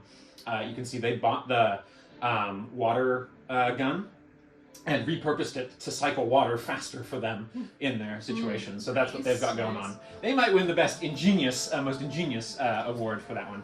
But anyway, it's a skill challenge here. So 3 skill challenges. Why don't we just have each of the 3 main players here roll. You have to pick a skill that no one else has picked. You can pick skills from last time, though. And it has to be something you're proficient with or an ability you have. You can narratively justify if it's a little more unusual. The thing we're dealing with here is stormy water, navigating, and finding a spot near Crennel Rock where it's going to be a safe place to sort of find a docking space. You can see more clearly also the creatures circling above, but we'll get to that in a second. But you just know that there are flying creatures that are circling above. So Neil's going to continue to use his elf eyes to scope out ahead for something that looks less safe. Okay. Go out again through reefs and looking for a safe place to land. Okay, got it. Go ahead and make your perception check. It's 15. Okay, 15. At this stage, I would say 15 with a perception check, which is a pretty, like, easily, obviously applicable situation. I'll say that's a pass, so it's 1 pass. And that kind of how she was judging the water before. She'll think about that oceanography class she took in Wizard College as an elective. Nice. Yeah, be like, okay, where are the sands if the water's going this way? Where generally on beaches is best to land, she's going to use nature again. Okay, I'd say the DC is a little bit higher, but still definitely not. It's not a crazy different roll. And then, what's that? I'm going to use my food inspiration. That's a D12. Okay. Okay, I rolled an 11 on the food inspiration, so that's 16, 20, 27. Yeah, that's definitely a pass. Yeah, you're easily able to see some parting waters and some parting crumble, You see the beach? where you can see some of the like shoreline rock and jutting space that would be a place to land. It's basically a space between the crenellations that you're able to see. With your perception check, you're at least able to tell visually. It looks like these winged creatures are humanoid-ish size and all seem to have female faces. Oh, harpies! Again! What's your roll? What are you doing? We've already done survival, and I have Not in this check. Oh, Yeah, I can use. we both reused Yeah, you can do I'm survival plus navigator's tools, or I'm you not can proficient, but I thought do... You had are to do because of survival. navigator's Oh, tools okay. would be the survival thing. Okay, so I do survival plus navigators. Yep. Okay, I'm doing it. If that's what you want to do, go for it. Yeah. Okay. Find the best way there. Try to avoid all the things around us. coming of age is coming in real handy. Alright. 23. 23? Yeah, 3 successes, no fails. Alright, now I need to cover the other party members. Other parties. So we've got the Mistbloods, and we've got the Clockwork group, and we've got the third group, who were the few Mistbloods, Clockwork group. Was there a fourth one? Trevelingtons? Yes, the Trevelingtons. Thank you. They caught up to us a bit. Roll high, but not higher than us for the Trevelingtons. That's pretty much what just happened. Yay! Mistbloods. Okay. And the other group, the Clockwork guys. Ooh, okay. It's going to be neck and neck. So I will say is there's one more check on the table, because they also got 3 successes. There's one more check on the table that you guys can pick to determine who is going. The outcome of this is going to be the thing that you would like to participate in. I've got the coming of age, so You want one more person or just one more check? One more check.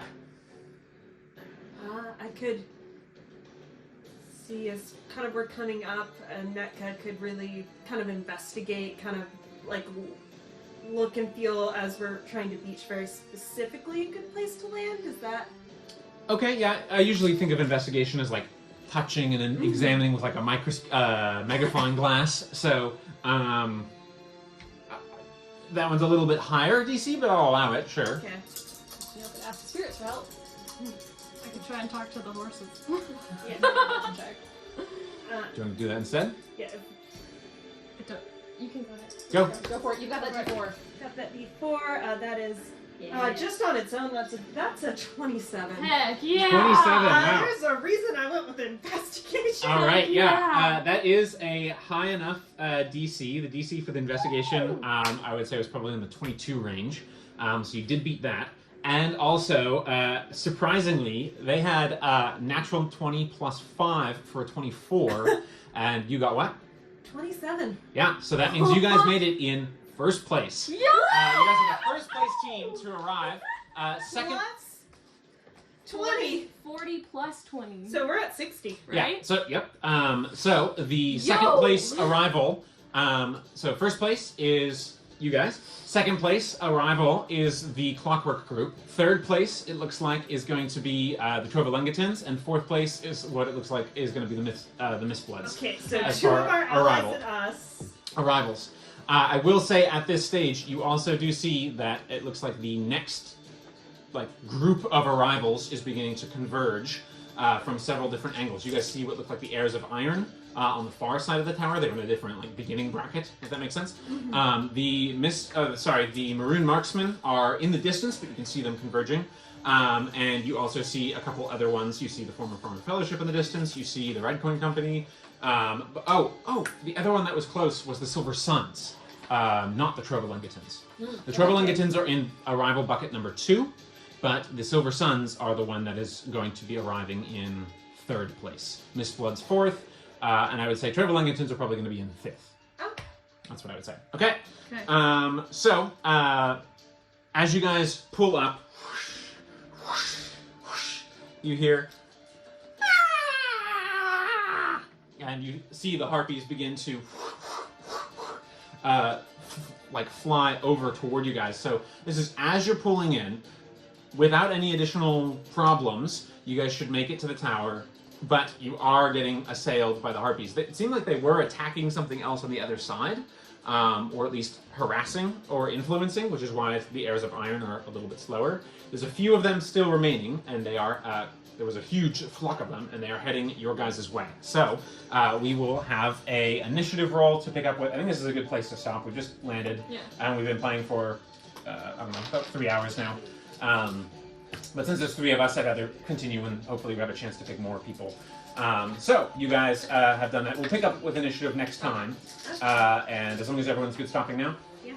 We should go eat some pie, I think. Celebrate. All right. That Okay, so returning from their severely impressive series of successes, the party has hit first place. Unfortunately, that means no one has cleared the harpies.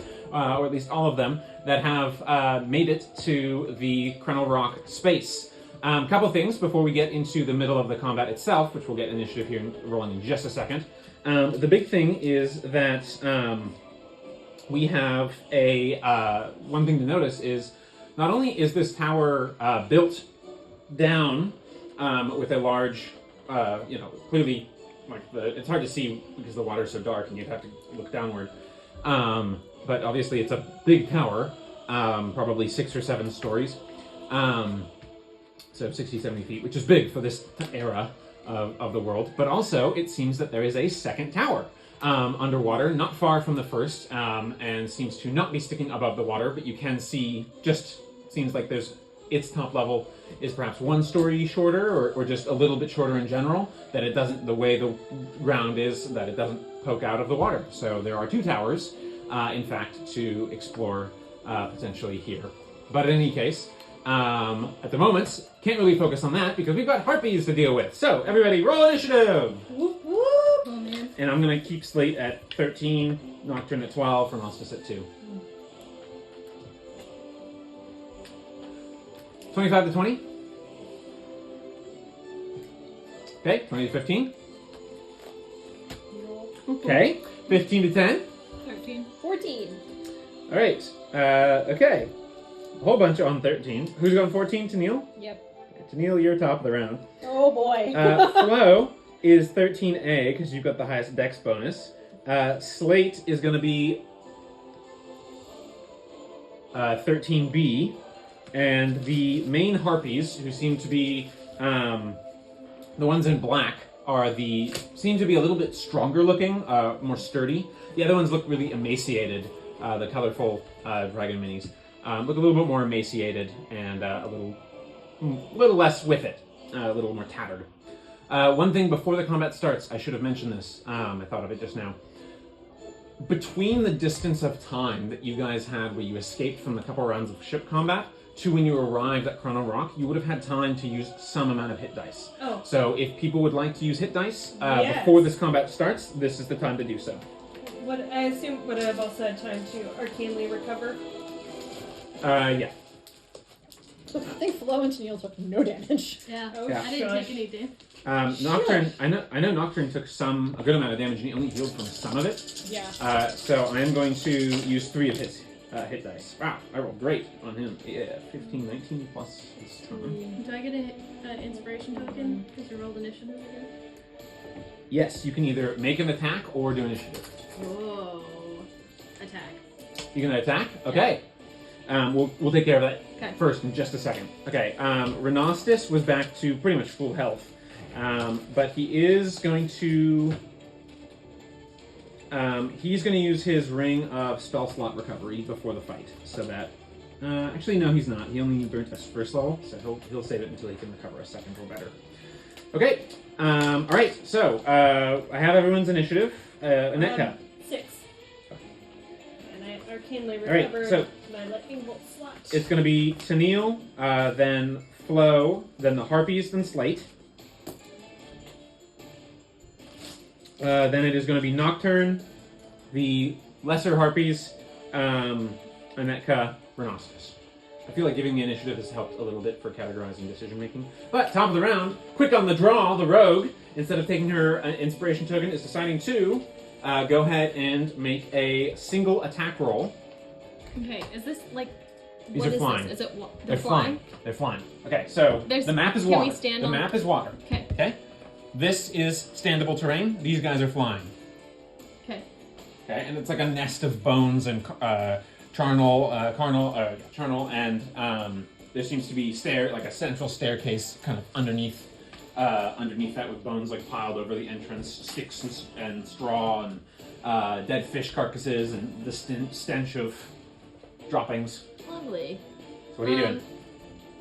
Can I actually surge on a turn like this? No, it's Okay. not a turn. It's just one attack. Okay. I'm gonna do fanny bullets on Okay. these 3. Or actually, no, the 3 black ones. Like, boom, boom, boom. Okay, so 1, 2, 3. Yeah. All right, and they're all in range. So go ahead. So you, so that's gonna put you at needing to reload right away, remember? Yep. Okay, so against this first one.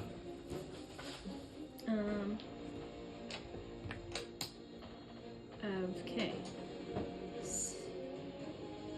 Maths. 24. 24, yeah. Just double their armor class, it's okay. That is hitting for the first time in a combat with a trick shot, so you get a token. Okay. And then go ahead and roll damage. This is full damage, no reduction, because this is the first strike, so go. So D10. Plus.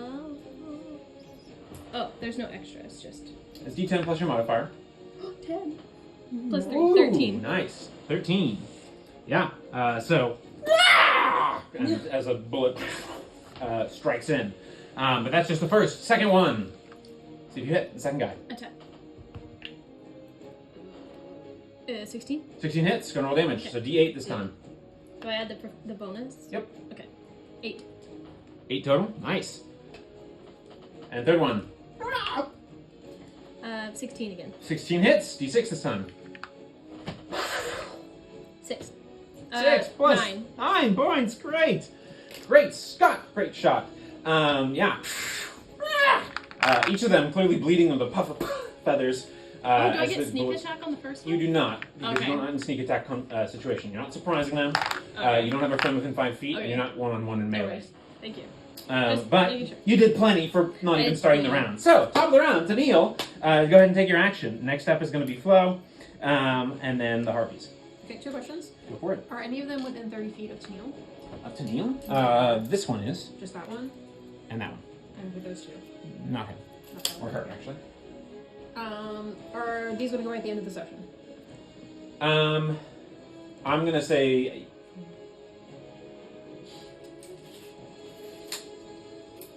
I'm just trying to figure out if I should Yep, just no, spend it now. I understand. I will say everyone can keep 1 carryover.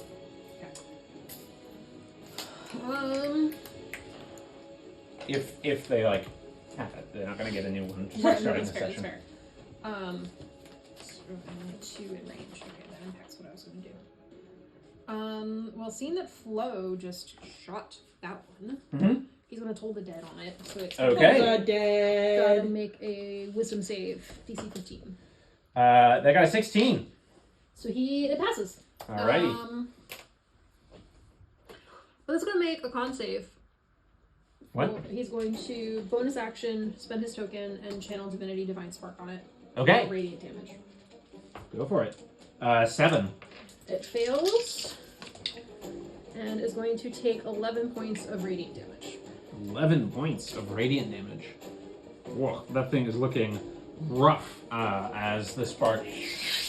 You see a mask face, almost like a bird, swooping in and striking. And The tiny hut is gone, but Yeah. we'll say the tiny Yeah, hut is yeah. gone. He can't cast Yeah. through that, so Yeah. that's gone. but yeah, blasts it, and you see it almost like dive for a second and then catch itself at the last second to prevent from falling. Still standing, but looking really rough. Okay, that's it for Tennille. Violence. Flo. Okay.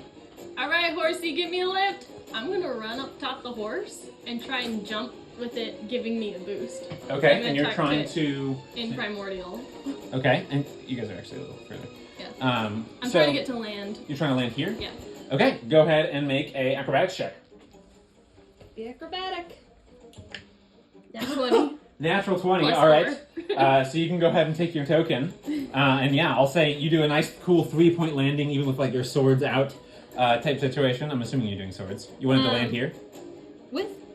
Okay, question. With the lucky feat? Yep. When I get inspiration with a nat 20, that was already given. You always got that, yeah. But this is. Nat 21, nat 1. I have the lucky feat though. Yeah, that's why you get it on nat 1s. That's what that does. Not an No, extra. it's all good. I've never gotten an extra, but I just No. a random thought of it right now. Okay, so where do you want to be? And with this one. Okay. Yeah, so.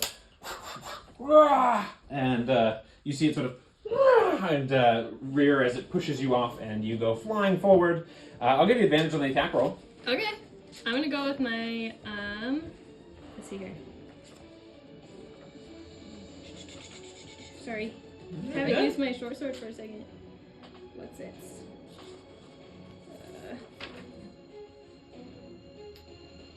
I'm gonna go in with my short sword and use my inspiration to try and do the critical effect. What's that? Say again. Nice. You're attacking, Short yep. sword. I want to trigger the critical effect. Okay, so that's a masterful strike. Yeah. Wait, you can wait until after you see if you hit or not. Oh, okay. I have it.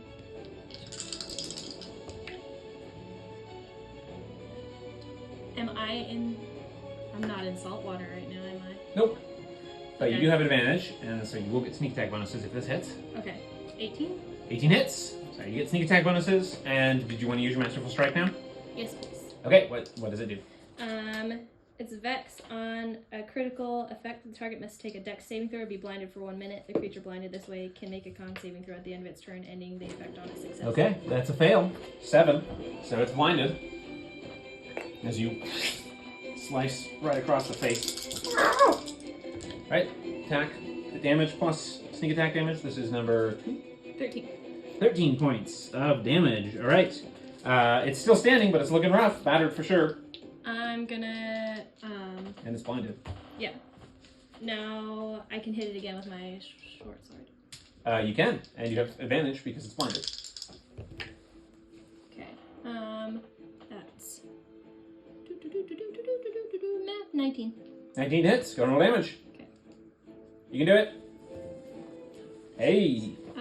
That's 9 points. Or, yeah, because it's still main hand. Yep. So 9 points. That's right. 9 points is enough to finish it. Woo! So. Okay. And then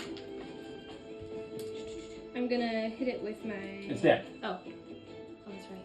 I still have She's a gonna bonus. stab it again. Bonus action to do something else. Dang. Dang, I killed it too quickly. Bonus action. Hide. Okay, yeah, hide amongst the rubble and wreckage. Like Go over ahead and make a stealth check. Be filthy. Oh, 12. Okay, this is their home. You're not Yeah. sure if you feel super well hidden amongst the spaces. Did one of these? I used one of these for a critical effect. So. Okay, the harpies, the main harpies now. This one here is going to use its alluring song and start saying. Thankfully, before you guys didn't have to worry about this when you got within 200 feet of the tower because someone else was already dealing with it, and it's very long. But now it is singing. Let's see. So each of you, basically everyone on the wagon, needs to make a wisdom saving throw. Was this against charm? This is against charm. So I will have advantage. Am I included?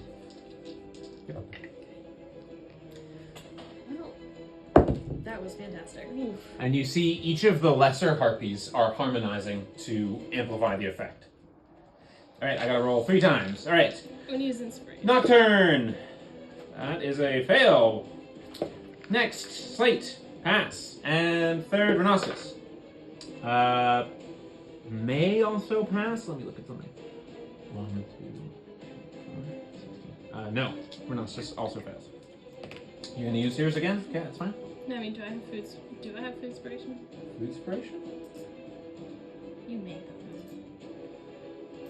Yeah, I kind of broke the food on this one. Yeah, you I'm did. sorry. You can use your token inspiration if you want to. I probably should. Right. It's better. Okay, Tennille. 14. 14's a fail. The power of them all coordinating together, their song is quite strong and effective. What was this? Hang on 1 sec. I want to make sure I got this right. Wisdom. I rolled a 5 and a 2 with advantage. Dang.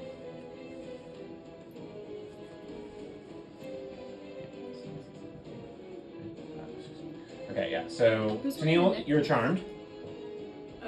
He has the stone of the lot. Okay. Okay. Rhinoceros was charmed. Nocturne was charmed. Strong 6. Aneka was charmed. Flo? 15. Flo was charmed. Ooh. Only Slate managed to hold on out. Okay, So Can you that's remind us what charmed will? okay. So charmed means you can't attack the creatures creating the charm. So basically none of them. And in addition, you can't willingly move on your turn. This is this specific type of charm. And you can't attack, damage, or target any unwilling harpy within any effect. If the charm takes, if you take damage from a source other than a harpy, you can repeat the saving throw. But against harpies, they can still fight you even when you're charmed. All right, and then they can do some special trickery to lure you into the rocks, basically. Which is what these will now do. So, it's going to choose a number of creatures affected. Each of you needs to move your reaction to move in a direction chosen by the harpy. So, basically, each of you needs to move your movement. So, basically, Daniil, you jump in the water. Aneka, you jump in the water. Renastus, you jump in the water. Nocturne, you jump in the water. And Slate's like, guys. And Flo, you jump into the water. Okay. Okay. So you guys are all swimming around with that situation, and then this harpy there, Tennille, is going to chuck a rock at you. Picks up a rock, which does not break the charm because of the special alluring song harpy. The dangerous one, there's lots of them. 16 to hit you. Does not hit. Does not hit. So, all right. You guys are swimming in the waters. It's freezing cold. Okay, that's it for the harpy's turns. Slate the mate, Slate the great. He did not fail. He got a natural 18, so he did pretty well. So he's able to. Yeah, he'll do it. He's gonna activate his tattoo in order to, this is a magic effect for positive, in order to double his jump distance and allow him to add his tokens to make the jump. So he is going to athletics to see if he can land safely. Indeed he can. And he's going to whoosh. And as he's basically passing, he just makes it. As he's passing, he's going to glaive that harpy as best he can. Yeah. All right, that's going to hit with a natural 15 plus 6, so 21. All right, 1d. Sad. All right. Right, so it's going to be 9 points of damage to that harpy, which is enough to finish it off, because that was the one that Flo had blasted, plus Tennille had blasted. So that's that.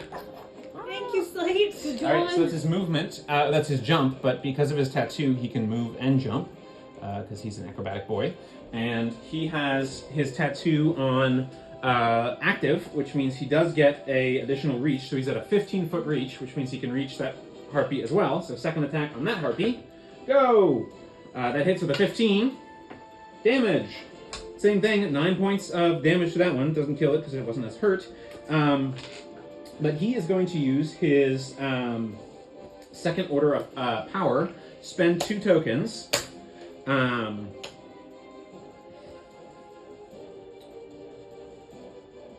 So it's going to reduce his reach because he's below 3 token threshold. But he's going to do his amnesic attack. So he hits. He's manifesting it with psionic energy. Okay, 2d6 extra psychic damage from the creature. Another 9. Which literally brings it to its hit point total. So that is actually enough to kill it. Woo! Good going, Which means boy. the song stops. Oh, thank goodness. Oh! Thank goodness. Because the other ones can only day. perpetuate. So, Slate, do something great. alrighty. Was this the charm? Yes, that was. I'll take that back. Thank you. Yeah, I only have 4 of each type of token, Yeah, so yeah, sometimes you're I have good. to improvise.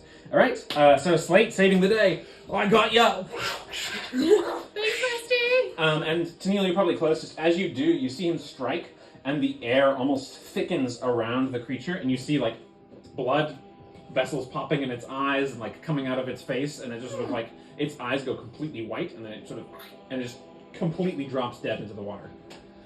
Oh, why in the water, Slate? I'm sorry, I had to help. No, you're good. You're good. Alright, so that's it for, is that all 3 of the main harpies? Yeah. Yeah. Okay, so It's like Nocturne. Besties.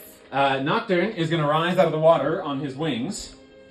Now that there's some openings on the front here, he's going to rise out of the water. And he's going to move closer a little bit. Okay, and let's see. What does he have for standard spells?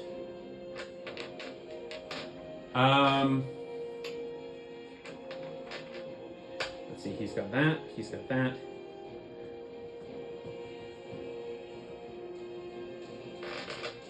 I think he does have at least, what was it? What was he do? Oh, he can do Firebolt, that's right. So he'll do Firebolt on that one nearest him. 17 to hit. That's going to be enough. It's not close enough to do minion overkill, but those are minions, and it is enough to... And down it goes. Okay, that's it for Nocturne. Well, I do believe that was a little bit wet, but let us all get back to focus. Alright, now it is the 3 remaining starving harpies. They can no longer do the Chorus of Death to harmonize, so they just have to group attack. Tennille, you're the lucky boy, so... Not Slate. Yeah, no, they're going down. Swoop attack.